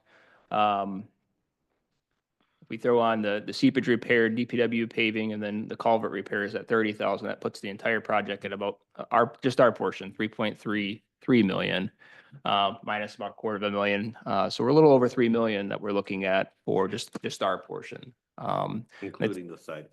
Including a sidewalk. So just to give you a rough idea, and again, we can go over this more in detail. And if you have a little bit of feedback from me today, if you're like, you know what, we're thinking no to DPW paving at this time, or no to the seepage repair at this time, certainly let me know that. That way I can bring you back maybe to give you an idea of where we probably would pull this from. As far as our fund balances go, and looking at, obviously, we have additional revenues coming in for road dollars. We now have a water infrastructure fee that's going to help with some of these costs as well. And then we have we have county road millage dollars that are coming in as well. And then we have our General Act 51 dollars too on top of that. Of course, we have a lot of other requests for all of those dollars too, but. Yeah, I would say that the CIP is going to be critical to this discussion to help us all understand exactly what we've got in front of us. And I'll go out there and I'll say that I think at this point, we really need to get focused on what our mission is here in terms of infrastructure. I think any other expenditures that we have planned for nice things, I think we have to rethink or at least put them to a higher standard in terms of spending money on things that are nice as opposed to things that we need, because these projects are going to take a lot of our resources, not just our human resources, but our financial resources. So I think we're going to have to get very serious about what things we would like to do as opposed to what we need to do. And it's going to be the need to do is first. Yeah, Councilman Gardner, the same exact thing's been going through my head, although I'd throw one additional category in. I mean, obviously we have to do certain things and there's nice things, but there's also smart things. And I think that's where it gets a little murky as we dive into these things, right? I mean, we're not going to want to put a nice new road in only to know that we're going to have to tear part of it out in 5 years because we have a weak retainment system, water retainment system. So I think the available capital we have to spend is going to dictate just how smart we are going to be in a project like this. So to your point, seeing the CIP is going to be really important, I think, to making decisions. But, in my head, that's how I'm going to kind of rationalize things as I prioritize how we will be, looking at all these different piece parts of this project. And the timing couldn't be better because we're moving into the budget season here shortly, the budget planning season. So the timing is synchronized. Yeah, it is. I think the thing that's going to push this a little bit, like to where we have to make a decision sooner rather than later, if we want to aim for 2026, is that, you know, it's going to take some time to really get this designed. And so we'll want to make some decisions. I think John's hoping in February to maybe have some direction. It would be you nice, know, so- again, if that's the sticking point, we can compress our design if we have to, but the more we do that, the less robust our design is, and that usually translates into some higher uncertainty and cost. I don't see there being any reason we couldn't get that done. I mean, I think just from the discussion here, we're all pretty close to something. We just need to figure out the financing more. Mhm. Yeah, I mean, I agree. I don't expect the community survey to not have infrastructure on the top of the list as it has been for years. So, you know, I think it's by all accounts a must do. The things I'm interested in though are what the downside would be financially of phasing. I once again would strongly, and I'm pleased you've said you're doing it, strongly look for grant loan opportunities. You know, even a low interest state loan, quite often those loans are forgiven. The state does that frequently. So to look at a number of options there to see what the, you know, all in versus phases would be, you know, how we manage the cash flow, because we may have to balance, once again to the CIP, we may have to manage a couple critical infrastructure projects at the same time. So those are the kind of things I'll be kind of thinking about.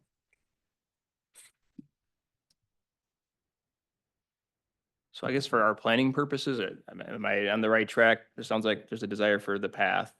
Is there consensus that you want us to at least bring back financials to cover the replacing water main, sanitary sewer repairs, full road reconstruct? Or what do you feel about crush and shape on one side? Are you? I thought they did a great job of it on Campbell, you know, I like the idea of it. So my question, I guess my concern, or what I would love to know more. So now that, you know, Maple has become the de facto cut through town, and will likely be so again as things happen on Blue Star, it's going to it already has more traffic than it had before.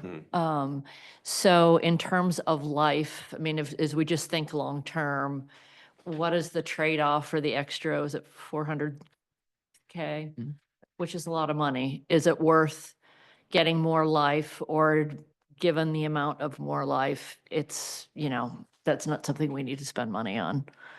Yeah, it's one of those that's a little harder for us to quantify. Again, the life of the pavement itself, 20 years. When you reconstruct a road from the ground up, you generally only need to do it ever once in its life. That sand and gravel isn't really Okay. aging. The drainage that provides certainly has a benefit where you can look at, it's worth the money, but it's still, we still recommend and do crush and shape projects all the time. We think it's a really good way to kind of maximize your dollars. You're still getting a little bit of that advantage just from the portion that we are rebuilding. It does give water a place to go when it gets under the road. Okay.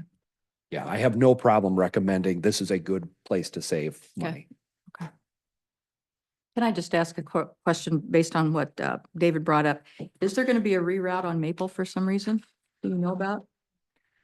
So this fall, the road commission is, the drain commission is planning some drainage work along Blue Star, kind of through that same stretch that mirrors Maple Street, which is going to be probably a full road closure for that project. Yeah. I will say that it's much shorter term. I want to say they quoted a few weeks, not Yep. months and months. Yeah. That's the good news. That's good. Yeah, that's very good news. Do we have any weight restrictions on Maple Street? We do now. Yep. Yeah, we We do do. now, okay. Yeah, the council earlier this year approved a trucking weight limit. So I think Great. signage is all up. Everything's good to go there. Is it posted is it posted at all? You know, Scott, the signs up on that? I didn't. The signs were not up, but they're to be going up. It was a problem with logistics sourcing them for some reason. The 5-ton weight restriction signs just were not in stock, and they'll be one. But they are going up soon. Okay, good. Just for our planning, so we'll plan on, giving you a plan for, that includes the sidewalk. Thoughts on the DPW paving, underground detention, and the seepage repair? Those 3 items. I'm on board with those myself. just because I know the shape of the DPW and because I think the need for that drainage is apparent. The detention, yeah. And there's cost savings if we do it all at the same time Right. with, yeah.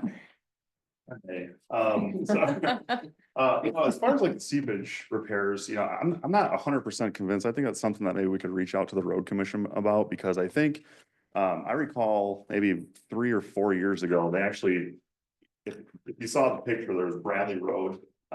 When you're looking at it from Blue Star, there's Bradley Road, which is the road commission's jurisdiction, and then there's what we call South Maple. So it's, that intersection is kind of both jurisdictions, and so the road commission went in and cut into the road and ran some sock tile over into the drain. It worked for a little while, but then for some reason it just didn't stay forever, but they were willing to do it before, so maybe worth the conversation for sure. But yeah, like for lighting, I'll just rapid fire through a few things, but like for lighting, Consumers has 17 street lights already. That seems like a lot, They've been more than I thought. Yeah, there's, if you look at their outage map, it's their report, you can report them, any issues with them, and I just counted 17 of them. So like 6 of them are kind of on the South Maple side by State Street and by Blue Star, but they are spaced out periodically. But the Consumers has also been upgrading to like newer, higher powered LED Cobra lights. And I've gotten a lot of complaints from residents about the brightness of these things. And so there is definitely some conflicting ideology between safety and what people, light pollution and that sort of thing. But anyway, they do exist, so, and then I did do a little bit of that was some of the lengthy conversation that we had, John and I had these great conversations about like the asphalt resurfacing and like just crunching the numbers, reconstruction or a rebuild versus crush and shape. If we're saying that, obviously, Mayor Anderson, you keep bringing up the life expectancy, which is exactly where my mind goes with this stuff, is that really is a determining factor of which way is the better investment long-term. So like if we're doing a crush and shape and that's expected to be 20-year life expectancy, it's about $50,000 a year. And versus that ROI would have to be about 28 years for the rebuild to get that same benefit. But there's also the non-monetary factors like the inconvenience of doing this, the residents, they have to kind of endure going through the construction of this.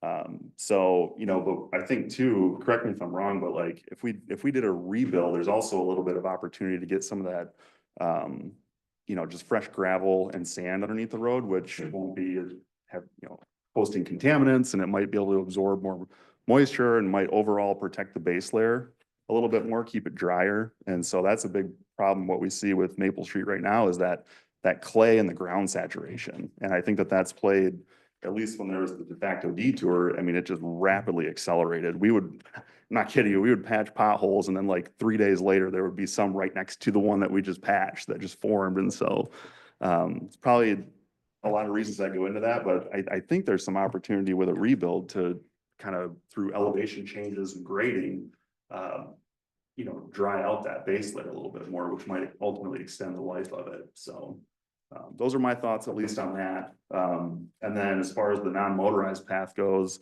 like if we did like a 6-foot wide HMA path, it'd be a little tricky logistically to maintain, just because we might need a new piece of equipment for that, because we have a 5-foot sidewalk, typical concrete sidewalk. Our Bobcat fits perfectly on that, but to go to 6, our next piece of equipment that could do snow removal would be like an 9, 10-foot wide pickup truck. So I get my wins where I can, but also don't want to drag out your meeting anymore, but. Well, that adds a lot more snow plowing. Right. time Well, for it you, might too. have to create a new gig for somebody. So like if we did the sidewalk, that would be easy. Essentially there's maybe 15 minutes more of work that we can do with existing equipment. Or if we're doing something wider than that, it would be nice if we could get a pickup truck to go down it. Otherwise, we do have to look at some sort of other piece of equipment, but food for thought.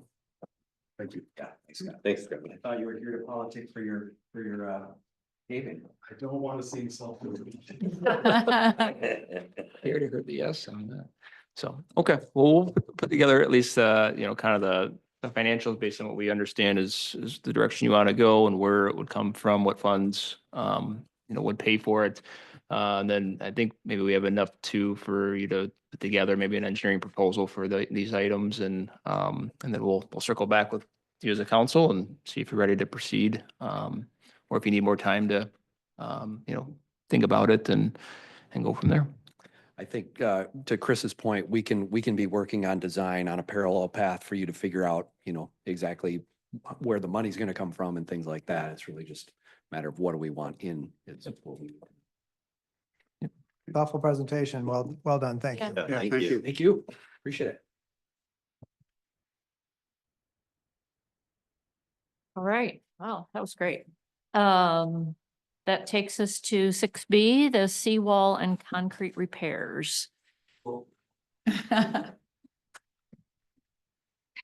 time no see. We're not done spending your money yet tonight. Scott and I have been looking at kind of a range of smaller projects that all seem to be popping up along the riverfront. So we kind of packaged them together. Any of these projects could be done independently. So if there are higher priorities than others, we can certainly break those out. I'm going to run through them quickly and then turn it over to Scott. But we're looking at Francis Street between Water Street and the river. We've got some sinkholes that when the water was high started popping up. So looking at making some repairs there to try and stabilize that and then do some repaving. In Wicks Park, we've got a section of the seawall that's the sheep house kind of pulling apart, causing some cracking in the sidewalk. It's not to a point where it's a trip hazard, but eventually it's going to be. Trying to mitigate that. Coughlin Park, similar. We've got some settled sidewalk along the seawall, dealing with that. At Griffith and Hoffman, a little bit different, not quite on the lake shore, but possibly a similar contractor. We've got some concrete stairs there that come down the steep hill that they're old. They look beautiful. Yeah. Somebody put a lot of work into the ornate nature of some of that, but they're old and showing it. So doing some sprucing up of that.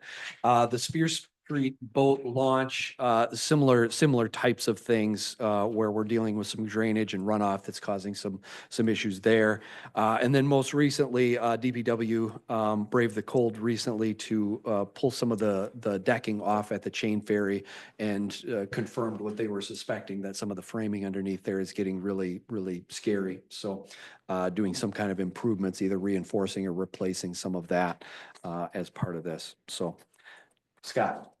Yeah, that basically covered the scope of the work. I think, Councilmember Dean, you kind of identified, a couple of years ago, I think you brought up like that spot at Wicks Park, where it just looks like the seawall cap needs to be welded back together and possibly figure out if there's a place where oil getting pulled out into the river. So, a lot of this seemed to, not that it, maybe not the cause of it, but, back in 2019, 2020, we had severe high water levels. And I think that our seawalls took a hit with some of this stuff. And so, I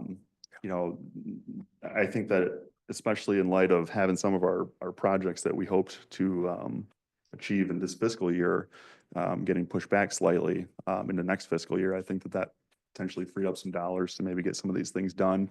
At the very least, allow Police and Vanderbrink to do some design and get some bidding and get some pricing and see what the stuff will actually cost. So. Just to add, just another kind of example, I think you'll hear a theme even on Friday when we have your strategic planning meeting of, repairing, maintaining, replacing kind of a lot of our existing infrastructure. This work's not going to get any cheaper. We had we were expecting to use some of our fund balance last fiscal year. We didn't. We actually had a $400,000 surplus. Like I said, like Scott said, some projects being pushed next fiscal year. I think we have some opportunities to maybe tackle some of these things if you're agreeable to at least move forward with the engineering work and get some pricing and go from there. Any questions? Yeah, thank you, Scott, for asking John to put this together. A few of these are all important. A few of them capture my attention. Griffith and Hoffman Street. You're right. Those stairs going down by Twin Oaks. I don't know what year those were built, but you can never recreate those. So it'd be sad to lose those because they're really unique. And I think they say something about Saugatuck style. The same could be said for the Mason Street stairs that go up to Upper Mason. Yeah, they're probably pretty much, those maybe even should be included in this conversation. Then the corner of Griffith and Hoffman. That, you don't see that anywhere, and I know it's completely out of sync with everything ADA and so forth, but I would hate to see that be lost. Because it's just, it's beautiful. I mean, it needs some help. So I just put that out there because I think this is part of the aesthetic of the community that, yeah, I can go straight forward and say, okay, here's exactly what we need to do, but then we lose something. And I know stairs are not important to most people, but you know, for someone who's walked up and down those stairs to school my entire life and going downtown, it would be a loss. And then we also have to think about Mary Street end too, because those steps that go up, there's literally, it's about the same as what you see on Griffith. There's literally a pipe that for a handrail, and I think it's in pretty good shape, but that's another spot that probably needs a little bit of help too. So I just put that out there. The Spear Street boat launch, believe it or not, that gets used a lot. There's a lot of fishermen that go through there, and Scott may know as a fisherman, there's a lot of people that use that boat launch as a boat launch. It's not just a street end. And I would really like us to, maybe even the Harbor Committee might have some thoughts on how to upgrade that. I think we could use some help there in terms of just making it more attractive, and maybe talk with some fishermen that use it to say, hey, what would you like to see differently here that might make it better and easier for you to use launching your boats? Of course, they want more room, et cetera, I'm sure, but we need to be talking to people that actually use these areas for their express purpose. And then the chain ferry landings, the chain ferry landings, actually there's some history there too, because of the cement around it were part of I don't remember what was there way before my time, but there's some history in making sure those are maintained as well, to make sure the chain ferry landings are safe too. So I just encourage you as you look at these to say, it's very easy to just say, boom, boom, we do this, but this is where the little nuances of Saugatuck could be lost. Yeah, I don't think the steps on Griffith and Hoffman are at risk. I kind of came into this, came out of the gate swinging with my conversation with John, like, how can we redo these things? And he humbled me a little bit and reminded me that, to do anything with that would probably be significantly more expensive than repairing, just due to ADA compliance and whatnot. So, yeah, and definitely thinking about some things with the boat launch. I know, like, I have a sign in my office that we had gotten. It's for like, just highlights some invasive aquatic species, and just kind of a lookout for people. Like if there's this particular type of mussel, or clam that you see, that sort of thing, how to not spread invasives, but definitely add that to our list for sure. A couple of comments. I agree completely on the stairs. The curved stairs are particularly bad, and I really worry that they're becoming increasingly dangerous because of the edges of them have deteriorated. So you almost put your foot down and you could almost kind of miss the step. So I completely agree. And these are all good projects. Once again, I'm a boater, and I think it's important that Saugatuck, has a nod to its boating heritage and has a boat launch. The flip side of it is, if somebody launches a fishing boat, they're going to park a pickup truck and a trailer somewhere in the downtown area typically. Some of us take our trailers back up to our driveways or our houses, but there are those that probably over by Ida Reds or somewhere along there, you'll see, a pickup truck and a trailer taking up 2-3 parking spots. So that's something, and I don't know what our take is on the launch fees, if we're seeing fees that are coming into the honor box that are commensurate with the amount of usage that's getting. I don't know if we're even really enforcing that. Say no. Yeah, well, Based on the numbers, I've been saying no. Right. yeah, that was my suspicion as well. So once again, I'm a boater, I'm a fisherman. It's a great way to get out on the lake quickly, but the consequence is the trailers and the trucks have to go somewhere while the people are fishing. And we may not be getting the revenue from the launching fees. Once again, we love the chain ferry. It's also a business. The street end is also, being leased. So how we work on the costs associated with these, the sidewalks, obviously 100%. And I think they're all good projects, but I just think these are some of the little finer details we need to think about. And I just want to comment about the boats and the trailers. They park on my street. They have never been a problem. I mean, never been a problem. They don't park on Water Street. There was a time back when where they were encouraged to go up to the high school and Right. park their trailers up there. You know, that's more of a compliance thing. But I tell you, it is incredibly important to keep that open and access for fishermen because it is well utilized. I have not found them to be disturbing parking at all. And I live right there. So I'm speaking from daily experience. Right. And, you know, the tribes use it, the state uses it. It gets very good utilization. So I think we I can use do a better. launch all the time myself and, I- and launch a fishing boat and It'd be a shame to lose it. I see during the summer, once in a while, I'll see a trailer and a car parked and taking up a couple places, but it's not a regular occasion on Water Street. The bigger issue is the motor coaches idling on Spear Street. Right. I also wanted to mention, with all the work here that you see stated and all of it really needs to be done. And not that I'm asking for it to be more. I mean, after going through roads and looking to see that all of this infrastructure work is gonna cost about 17 grand. I'm like, that's a drop in the bucket. That's just the design proposal. and That's just the bidding. engineering. Is that just the engineering? Yeah. Okay. Design and So that's bidding. just planning. we kind of just did some, bar napkin type of So, pricing and who knows until the numbers come in, but so we won't know until that, of course, the bidding. Okay, sorry about that. I read that 20, right. 150 maybe somewhere in there. Yeah. About how much? If we find the right contractor in the right window, we might even see a 5-figure Oh, price for Oh. construction, but yeah. Gulp? It's unique enough that I don't have a lot to compare it to. When we're restoring historic steps, that's hard to put a number on. Right. Yeah, I would also add to this, put in some thought in terms of lighting. The stairs at Francis and Holland are treacherous. Those were built, I don't know, 20 years ago maybe or something, but those are downright dangerous at night. So I've talked with Scott Herbert about this in past years.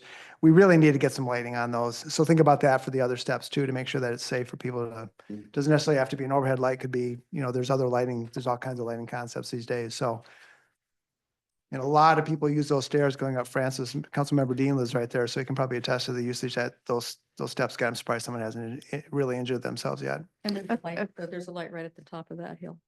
Okay, I would take that a step further. I think looking at maybe even making a ramp there instead of stairs. I mean, I don't know about you, but I'm constantly seeing people with strollers that just veer off into the street Mhm. and are Yeah. facing cars coming at them. Yeah, I- it's a common occurrence. They don't know the ramp is there by the bathrooms. A lot of visitors don't. And yeah, you're all correct. I mean, we have some beautiful historic stairs going up to the hill that need work. And then we've got like the ones that go down over by the by the bed and breakfast that, basically there's like a water pipe that's the railing. I mean, it looks pretty funny. So it's kind of a bit random how we've done some of the stairs going up and down the hill. okay. Anything else? Well, thank you, Scott. Yeah, and thank John. you. Thanks, Scott. Let's move on to the Mount Bald Head bathroom plans. Promise this is my last bullet item.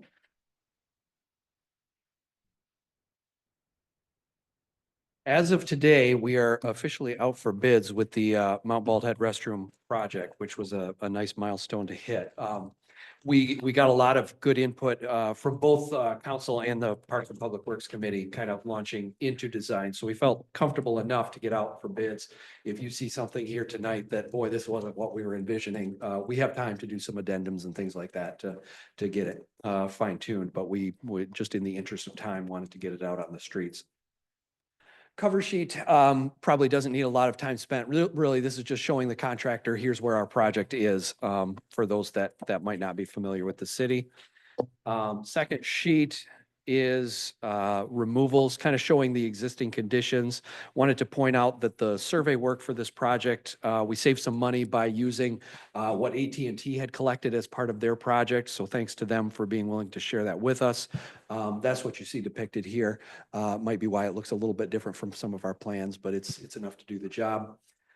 Removing the existing building, there's 2 concrete pads that sit just outside the building. I believe Scott can correct me, one of them used to hold a soda machine at one point, but removing basically just that, just the building and the stuff that's directly contiguous to it, plus a little bit of that split rail fence that is kind of between the parking lot and the building. Note here too, we don't know for sure whether the water service for this building is one of the ones that we need to replace as part of our lead and copper rules. So we're going to be doing some exploration as part of construction to be able to find that. That's a tougher one to find. So as we remove the building, we'll be kind of tracking that back to see what that material is.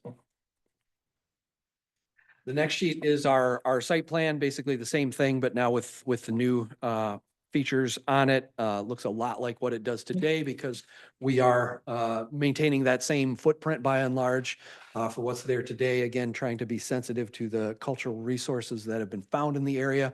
We're trying to limit our disturbance as much as possible. We have contract language that makes the contractor aware of that because they're coming in cold. We want them to know that going in. We'll talk about it more at the pre-construction meeting. If something is found, it's full stop. Let's look at this and see what we've got and take the appropriate steps. We do have a sidewalk shown out in front along the parking lot side, call it the east side, and then another sidewalk along the north side of the building. The intent of that north side sidewalk would be for people to look at whatever display ends up on the north side of that building. We've talked about having either some kind of a display case or mounting something to that wall, a topographic map, whatever that ends up being. We've accommodated that here.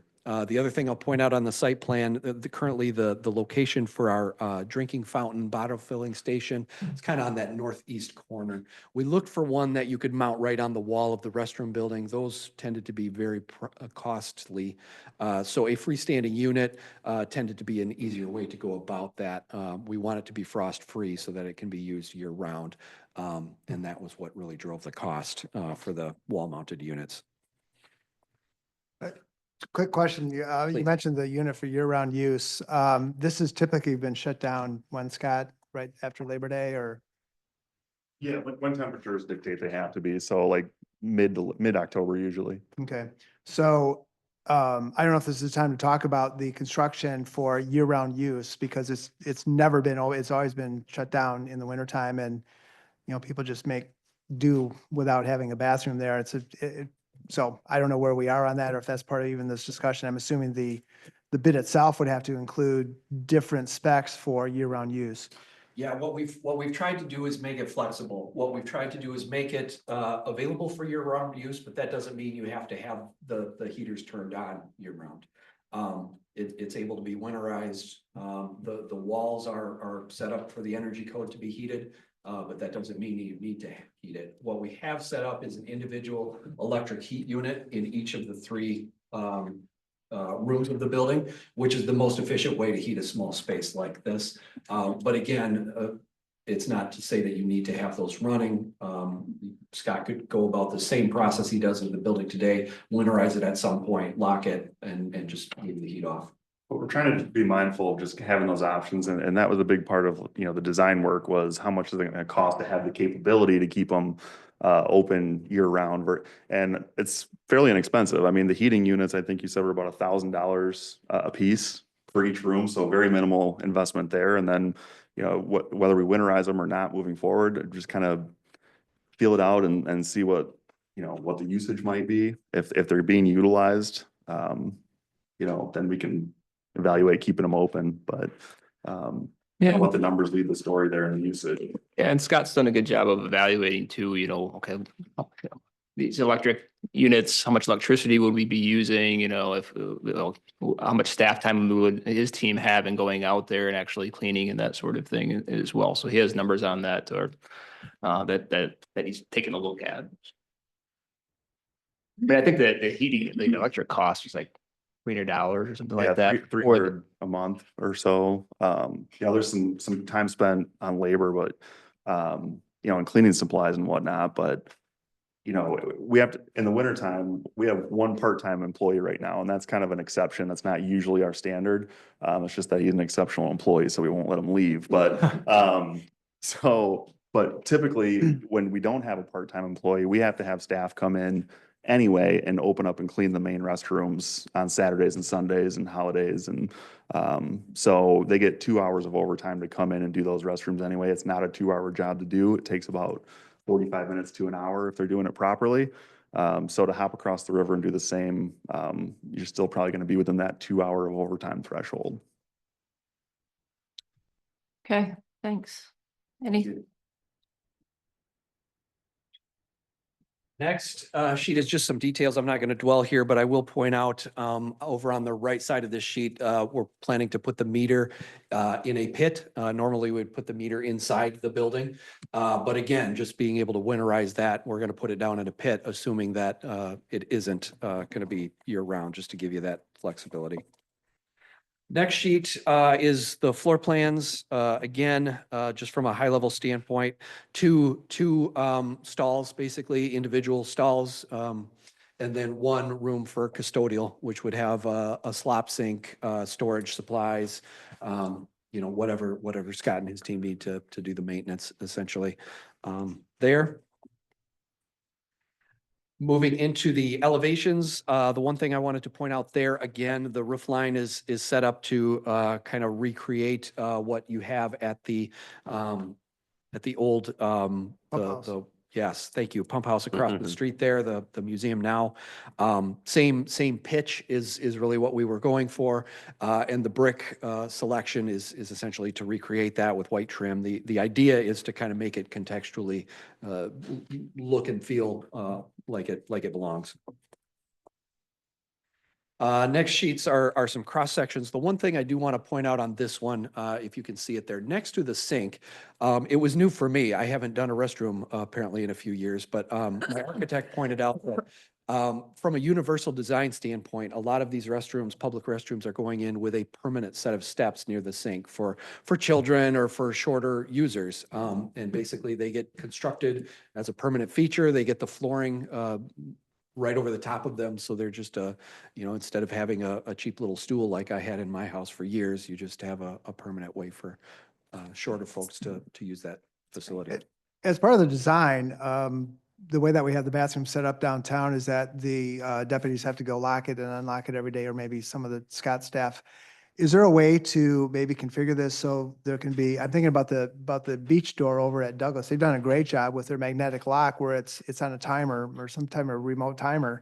It locks itself at a certain hour and unlocks itself at a certain hour. That could be something that could relieve a little bit of the responsibility for whether it's the deputies or whether it's Scott staff opening and unlocking the building, because it definitely should not be left open 24/7. Yeah, I would agree. So just something to put on the list of things to Thank maybe you. look Yep, at. we'll investigate that for sure. Would that enable somebody to be locked in if somebody No, wasn't no, there no, to no, check it? no, Right. no. No. That's what I was Right, thinking. no, It's an you automatic get out. lock and No. someone's using the bathroom. You can get out, you just couldn't get back in. I see, thank you. oh, okay. Sort of along those lines too, we've talked about security camera features. I think the consensus there is to use some kind of a wireless, maybe not to hardwire something into this building, but we will want something, I think, whether it's on a chip that can be checked if there is an incident or if there is wireless technology to get it to where it needs to go. Then I would back it up and do the entire parking lot, not just the bathrooms, but just do the entire area if you're concerned about that. Yep. Kill two birds with one stone. So yeah, not included in here, but that's an easy add-on depending on how we want to manage that site. Mhm. The next one is just the opposite view inside there. You can see all the typical things you would see inside a restroom. The features, the fixtures and things like that are things we've used on municipal, things that are going to be open to the public and a little more resilient to things like vandalism and stuff that we know we're going to probably have to deal with throughout the life of this. So the footprint's going to be exactly the same as what we have today with the wood building. Don't quote me on exact. It's slightly larger just to make it barrier free. But it is centered over where the old one was. It's within a foot or two. Okay. I'll go on record. I'm going to miss that wood building. That thing's got a lot of history. Yeah. So. I would like to have a little bit more discussion about what'll be on the side there and how we can work with maybe with the CVB to also have not just those frames or what, protectors or frames or whatever, but maybe a spot for trail maps as well. So, like Yeah. I guess where folks can grab a trail and Agree. Agree. You are exactly right. That was kind of the thought for that space was, we were originally showing and it was on the elevations, but we're showing it as future. It could be two different cabinets. The 4x4 tends to be the largest cabinet we could find at least. Maybe one of them's for announcements, one of them's for a kind of more of a map, however you folks want to manage this. And that can always be done later Yeah, for sure. and maybe with the contribution from an organization that wants to do that. Yeah. So, yeah. Great. Yep, exactly right. Okay. Jamie, you can probably skip through a few of these. These are more just details. That's the one I wanted to sit on, just that last one. Again, just showing kind of the three rooms. We've got an individual heating unit set up for each of the three rooms. And then we talked about a range of options. Each one has a vent. So to try and keep condensation down and things like that, it'll be vented. We talked about going all the way to AC, but that really was more of a jump in cost that didn't really seem like a necessary. People are using the restroom that's out there today, which obviously doesn't have any of the things we've been talking about. So I think it'll get used well. I couldn't pick it up from the elevation, so the doors currently are on the north and west side of the, or north and south sides of the building. Are they going to be facing the parking lot now? Are they going to be entering from the sides as they are today or from the back, or what's the? Facing the parking lot with a 5-foot sidewalk in front of them so that you hop out of your car, you're still going to be on a gravel lot, but as you enter the building, it'll be from concrete sidewalk. So yes, facing forward, all three rooms. Great. Any further questions before we move on? Nope. We Thank- will have bids for you. I believe we've got it set up for your second workshop in February, if I'm remembering right. So Great. Good. Thanks for this Great. and all your Thank you. time. Yeah, thank you John. for everything. Very much. Thanks, John. Okay, 60, renaming the old airport property. You want to tee that up, Ryan? Yeah, sure can, Mayor. The Outdoor Discovery Center is kind of, moving along with the airport property project. They now have zoning permits from the township.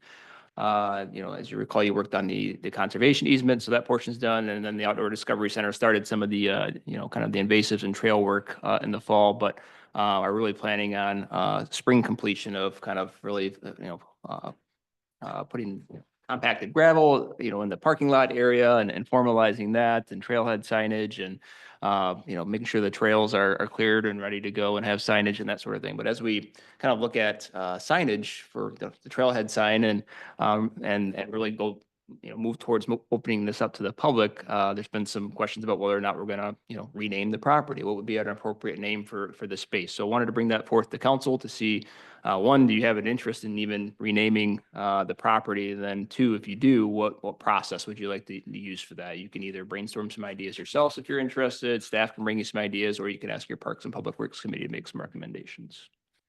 I agree. I think Russ had his hand up first. Yeah, I don't see where this is a priority for us. We've got a lot on our plates. I just think this is another thing to add to the mix here. I just don't see the priority for it. And if we decide it is a priority, the city, I don't think has a naming policy or a donation policy, because there could be a situation where someone may say, hey, if there's an opportunity to donate money to something and get my name on it. We have Coughlin Park, we've got Cook Park, we've got Wicks Park, obviously were named after local individuals. I wouldn't even go there until we actually make this a priority. Number two is if we're going to do it, then we need to have policies in place to actually dictate how we address this. Gregory? I don't think with all respect, Russ, I just don't think it's a big leap or a big project to name this. I think it would be fun as an opportunity to reach out to our residents and maybe, ask everybody, hey, what would you like to rename it? Or, maybe open it up as a, to folks. We're not paying for anything, right? We're not paying for a sign that's going to say the name on it. we're just gonna find a name and say, yes, that's it, right? I mean, that's what we're talking about. Yeah, Parks and Public Works, just a couple of things to note. You know, the signage is looking to be completed this spring. So if we're going to have any kind of name, we would want it before the completion of those signs. Secondly, the donor has not asked to have any kind of naming rights to that area. So that's not anything that they were asking as part of their donation. And Parks and Public Works, if they were given the opportunity, they would like to ask the community for input. They would like to ask some school kids for some input because they were involved with kind of going after the invasive species out there and being a part of it in that way. And also asking some tribal members if they had any thoughts as well. So that's just if Parks and Public Works is given that opportunity, those are the three areas that they would like to Yeah. explore. And the ultimate decision would be ours, and it wouldn't take a whole lot of your time, would it? You know, it would be a parks and a project. I just don't see how it would take up so much time as to interfere with all the other important work that we have to do. It's kind of, Yeah, PPW would just be a suggestion, you know, what and they. it does have to be named, you Yep. know. Joe? Yeah. No, Go I'd ahead, like Joe. to see it get done. I think having Parks and Public Works, Parks Committee do it, you know, take a stab at it. If they're gonna go out to the public and come up with some great ideas, I think we can move it quickly and get some signage out there that has some branding on it. I think that's a great idea. I'd would like to agree see with it go that only- way. Only if they go out to the public. I don't want it just coming from the committee. Yeah, It agreed. needs to be out to the public, Mm. similar to what we did with high school. Right. I like Parks and Public Works taking it up and, you know, I'm kind of partial to Trailblazer Park, but Oh. I love that. Oh, I haven't heard that one yet. Okay. That's nice. Okay. So it sounds like consensus is for PPW to shepherd this through. All right, last discussion item, retroactive right-of-way encroachment request, 560 Mill. Look, Thanks for putting me last, Ryan. My bad. So tonight I'm presenting a retroactive right-of-way application for the property at 560 Mill Street. The current installations on site include a water fountain, sprinklers, decorative boulders, and a stone wall which runs alongside Simonson Drive. The property owner is requesting approval of the hardscaping features, but has agreed to remove the stone wall from Simonson Drive. I'll also note that these features were installed prior to the current owner purchasing the property. As mentioned in the packet, a neighboring property previously made a similar request to encroach on Simonson Drive, which was denied. However, the neighbor's request was to allow an existing stone wall to remain, whereas the applicant plans to remove the wall and the other sort of natural obstructions, bushes and things from the right-of-way, and only seeks to keep the existing smaller features. We have legal present tonight who can answer any questions regarding any kind of equal protection rights. I've included some examples of the hardscaping as well as illustrations of their locations and relevant standards in your packet for you to review. Engineering did take a quick look at this, did request that the encroachment be pulled back, didn't necessarily suggest that it should all be removed. And that is the plan. The owner also suggested that. Let's remove the stone wall and some of the bushes there to have a clearer right of way. I believe the property owner is here via Zoom. I don't think we have any other representatives in the audience. Yes, I am. He is here. That's great news. We don't have a recommended motion. Was kind of hoping for some discussion on this, and then we'll put together a motion for you at the next city council meeting. Madam Mayor? yes, Chris. I take issue to this just because it's eliminating parking, especially across from the Peterson Preserve. I think as these encroachments have started, we're eliminating potential. As we all know, we have parking problems anyway, and I think I've driven by it, worked through it and everything. I just think that to start, keep going out, it's what happened on top of the hill. People just keep moving out, and then we eliminate parking. And especially that close to downtown and right across from another park. I'm not a big fan of allowing this. Gregory? I'll just support the issue of parking, you know, since we did what we really needed to do on the Hill and living downtown. People finding parking here close to downtown has been more of a challenge now more than ever. So I do have to say that I do have to put into consideration what Chris said, because every parking spot right now is really valuable, more so than it was 2 years ago. Luke, could you clarify something for me? They agreed to remove the stone that's right there, Yeah, correct? so they agreed to remove the stone wall. What they're asking to keep is a water feature. They've got a sort of water fountain, and they have some stone walkways, which they are in the right of way still. They are sort of surrounded by trees as well. You know, I will mention, just for clarity's sake, a lot of Mill Street does encroach on their parcel also. So that's just one thing to consider. We recently heard from another Mill Street. Yes, yes. sites, And who was 860. seeking a similar, and we denied that request. Correct, yep.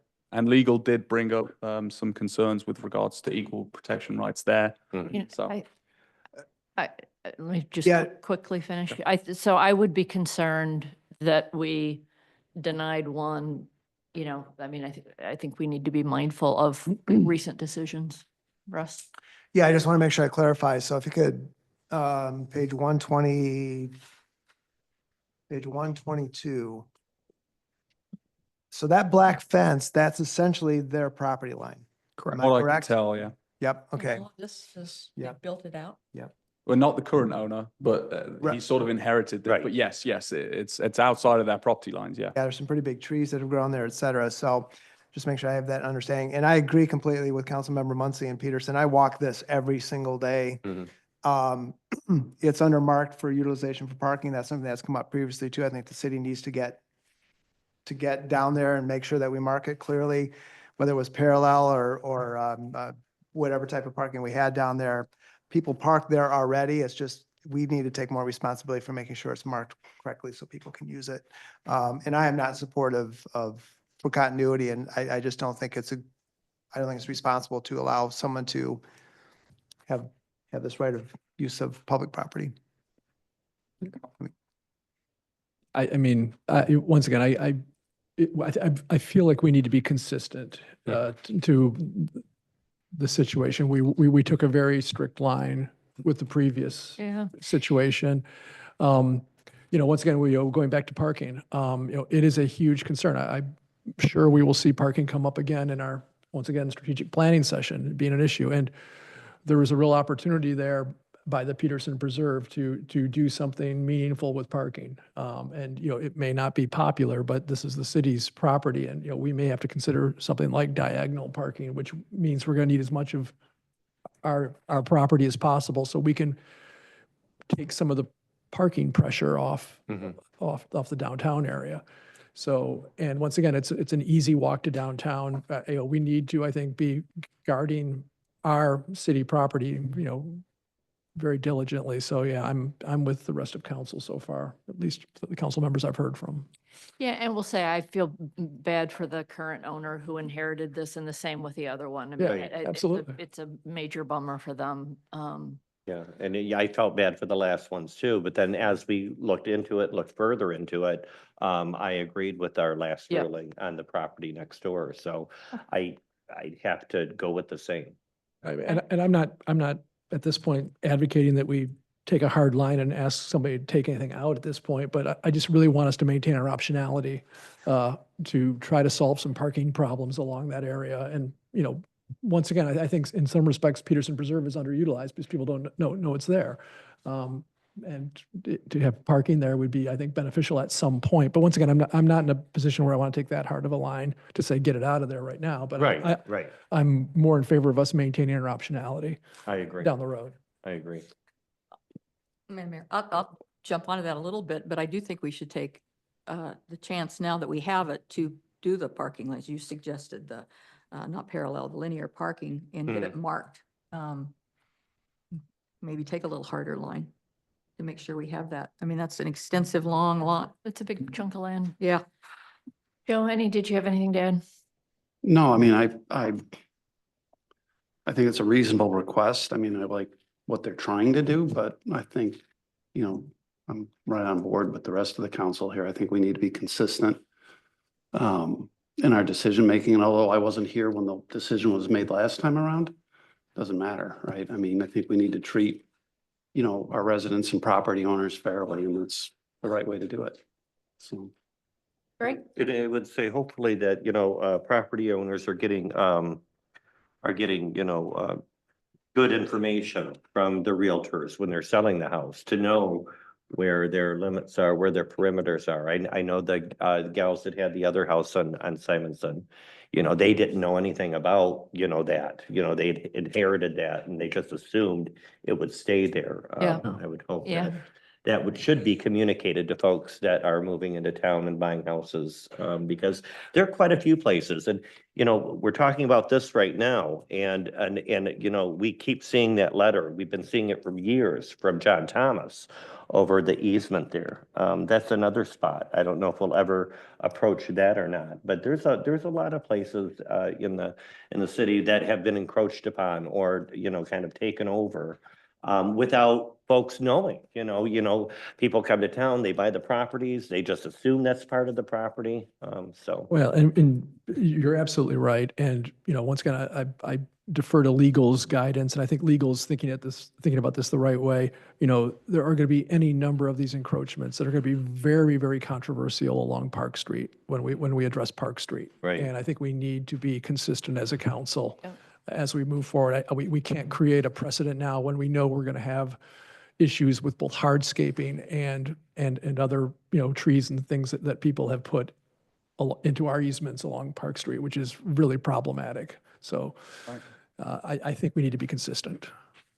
And I know we have Jake on. Any views from legal? I mean, yeah. So Luke I has think previewed it for us, but yeah, consistency is certainly important in the context of a equal protection claim.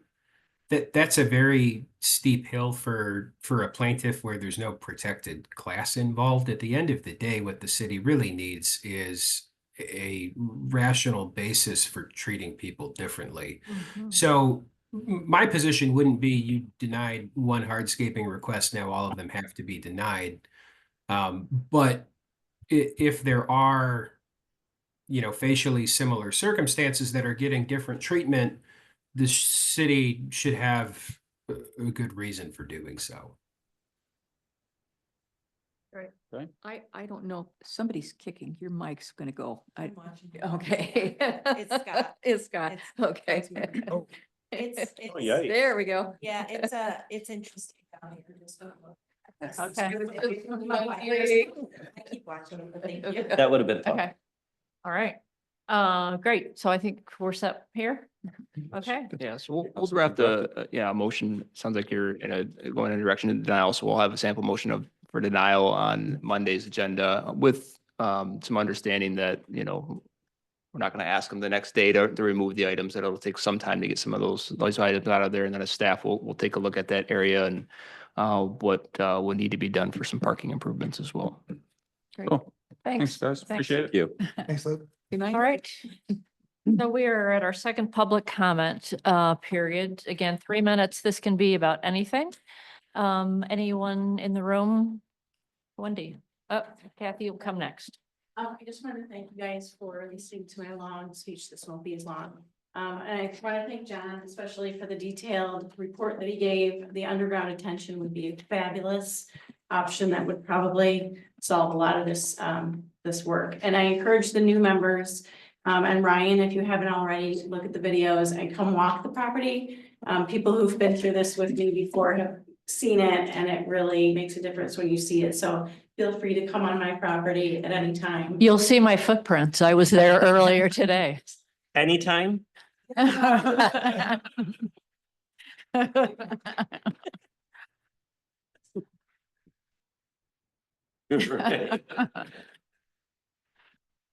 Brockington, Singapore Drive. Maple Street is a residential street. And if you put little speed rises in it, that'll keep people at 25 miles an hour. If somebody's going 25 miles an hour, then that nice, beautiful oak tree ought to be able to stay there. I really don't think you should cut it down. I think you should make people drive 25 miles an hour. It was really dangerous for people to ride their bikes, people to walk their dogs, people to walk with their kids, with the speedway that was there, even with the poor condition of the pavement. And we're not going to have a new street when we have to do it again. So it's going to be dangerous again. So people have to slow down. And when you fix it, you need to fix it so that it stays residential and doesn't become a speedway. On the other topic that I would like to discuss, people who come here to Saugatuck do not know how to park anywhere except on pavement. They don't know that from the middle of the road, 18 feet out is the right of way. So they can park on the property that's not paved. They don't know that. So they park in the middle of the street all over town. If we don't enforce that, draw lines on the grass, show where the right of way is, we're going to lose it all the time because people who move here don't know that that's not their property either. So please think long-term about the city right-of-way and the roads. And also think long-term about the residential nature of Maple Street and the fact that it needs to have little speed rises on it. My son lives in Minneapolis and they have, they're not bumps, they're not steep, they're up and down. But they're hard on the cars when they're going more than 25. And Maple Street just needs a few of those to slow people down. So please give it some thought. And I still have 48 seconds, so I can keep talking if I want to. The culvert at Singapore Drive we have really big 3-foot thick cement things all going past all of our houses on Singapore Drive, but I don't know what happens on the other side of the street because Pat Diepenhorst has a house right there. But that was part of an Allegan County drain thingy. So if you guys could look into that and see where all that's draining from into whatever it is in my backyard that does carry it will hold quite a bit of water, and it goes down to the Mildred Peterson Nature Preserve and drains into the river. Thank you. Thank you. Thanks, Kathy. Drain thingy. I love that. Anybody else in the room? Anyone online? Philip has a hand up. Philip? Hi, Phil Rothermick on Singapore as well. I'm Kathy's neighbor. I just want to echo the concern about the drainage, and it caught my ear, the discussion about whether to curb or not on Maple. And my concern is if we add curbs, it's going to increase the amount of water that goes into the drainage that all goes behind our houses. And I'm afraid there's going to be a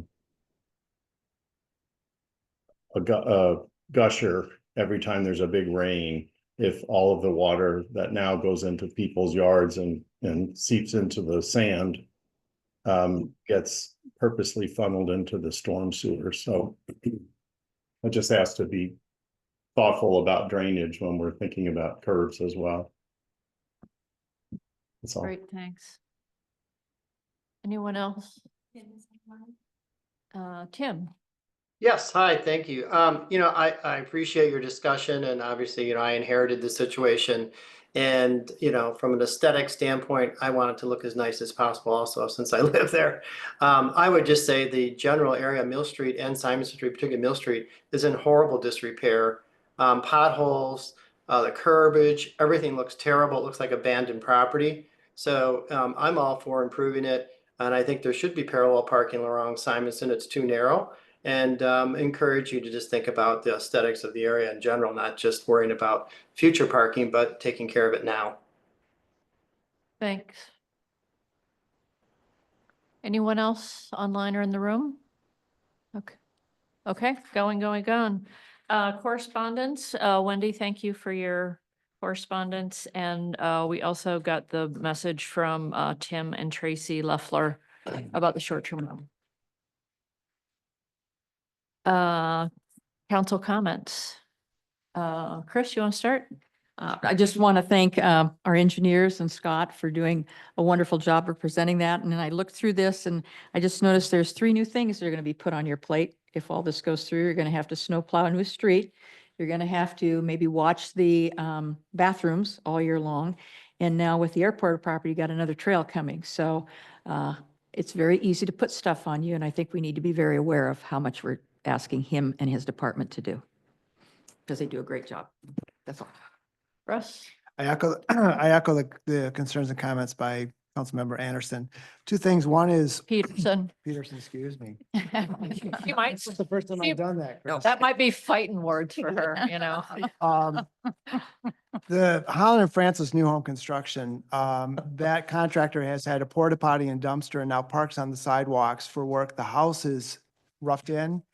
We need to get the dumpster, we need to get the porta potty and the trucks off the sidewalks, period. They've been in the right of way for who knows how long. Those need to be removed. Also too, I couldn't tell from the agenda for Friday, but Marilyn's going to be there to facilitate, correct? Right. Great, thanks. No, it was just a great discussion across the board today, and I just appreciate all the time that was spent. We've got some big ticket items, and that means, a lot of things that won't be able to be completed, but we'll have strategic planning on Friday where we can discuss a lot of that, and I look forward to it. I think I'm just going to join the Scott Herbert fan club and just once again commend Scott and his team at DPW. Winter's finally back in Michigan, Southwest Michigan with a vengeance. And my hat's off to the DPW team for all the hard work they've been doing. I mean, the guys are really, and gals are really working hard to keep up with the streets. And so Scott, just please tell your team, I think from all of us, thank you. It's noticed, it's appreciated, and you guys are doing a great job. So thank you. And thanks to John and company for the really nice presentation as well tonight. Yeah, I think I'm going to echo Penelope, Ronald, and Steve here. I'm kidding. Hey, thanks for all the hard work you do, Scott. You do a great job here, and I hope you're not afraid to say, "Hey, you're putting too much on my plate," and don't be afraid to say that to us if that's what you think, because I'm always afraid we're doing that. And also wanted to thank, of course, John Moxie for the great job you did there with putting everything together. I came 15 minutes early, but I was at the flower shop looking at my email and looking at all of those plans before I got over here. And then also just want to remind everybody on 92.7 The Van, I will have the mayor on at our 8:30 to 9 o'clock hour. For the late slot. Will be on the show as well as other folks on the show. But if anybody has any questions that they would like to offer the mayor, just email me, let me know. And I'll have her in my hot seat. So, bring it on. Well, I think we have a unified council and sharing appreciation for all the hard work that went into that great presentation and good dialogue. So thank you, Scott, everyone for pulling all that together, and thank everyone here on the council for the good discussion. I'm looking forward to understanding, the city's growing capital needs and understanding how we're going to prioritize and, the funds that we have. And I'm looking forward to the strategy session. I also want to thank Kathy for bringing up a topic I think we need to talk more about, which is, trying to better control, maybe that's the wrong word, maybe it's the right word, the speeds in some of our residential roads. I live on a thoroughfare up to the school. Councilman Dean does as well. I mean, it's downright scary sometimes. We've heard that from our renters. Yeah, same thing. And I'm sure on Allegan Street.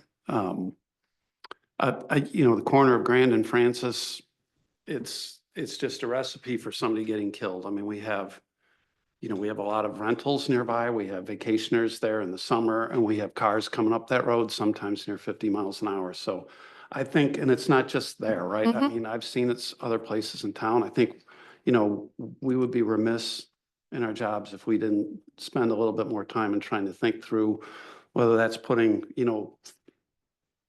barriers or bumpers in the street or whatever, or more signage to, lit up signs to try and get people to recognize the speed they're going. I think it's a safety issue and we really need to look at it. And locals too, not just I- out of towners. Yep, yep. So, Great.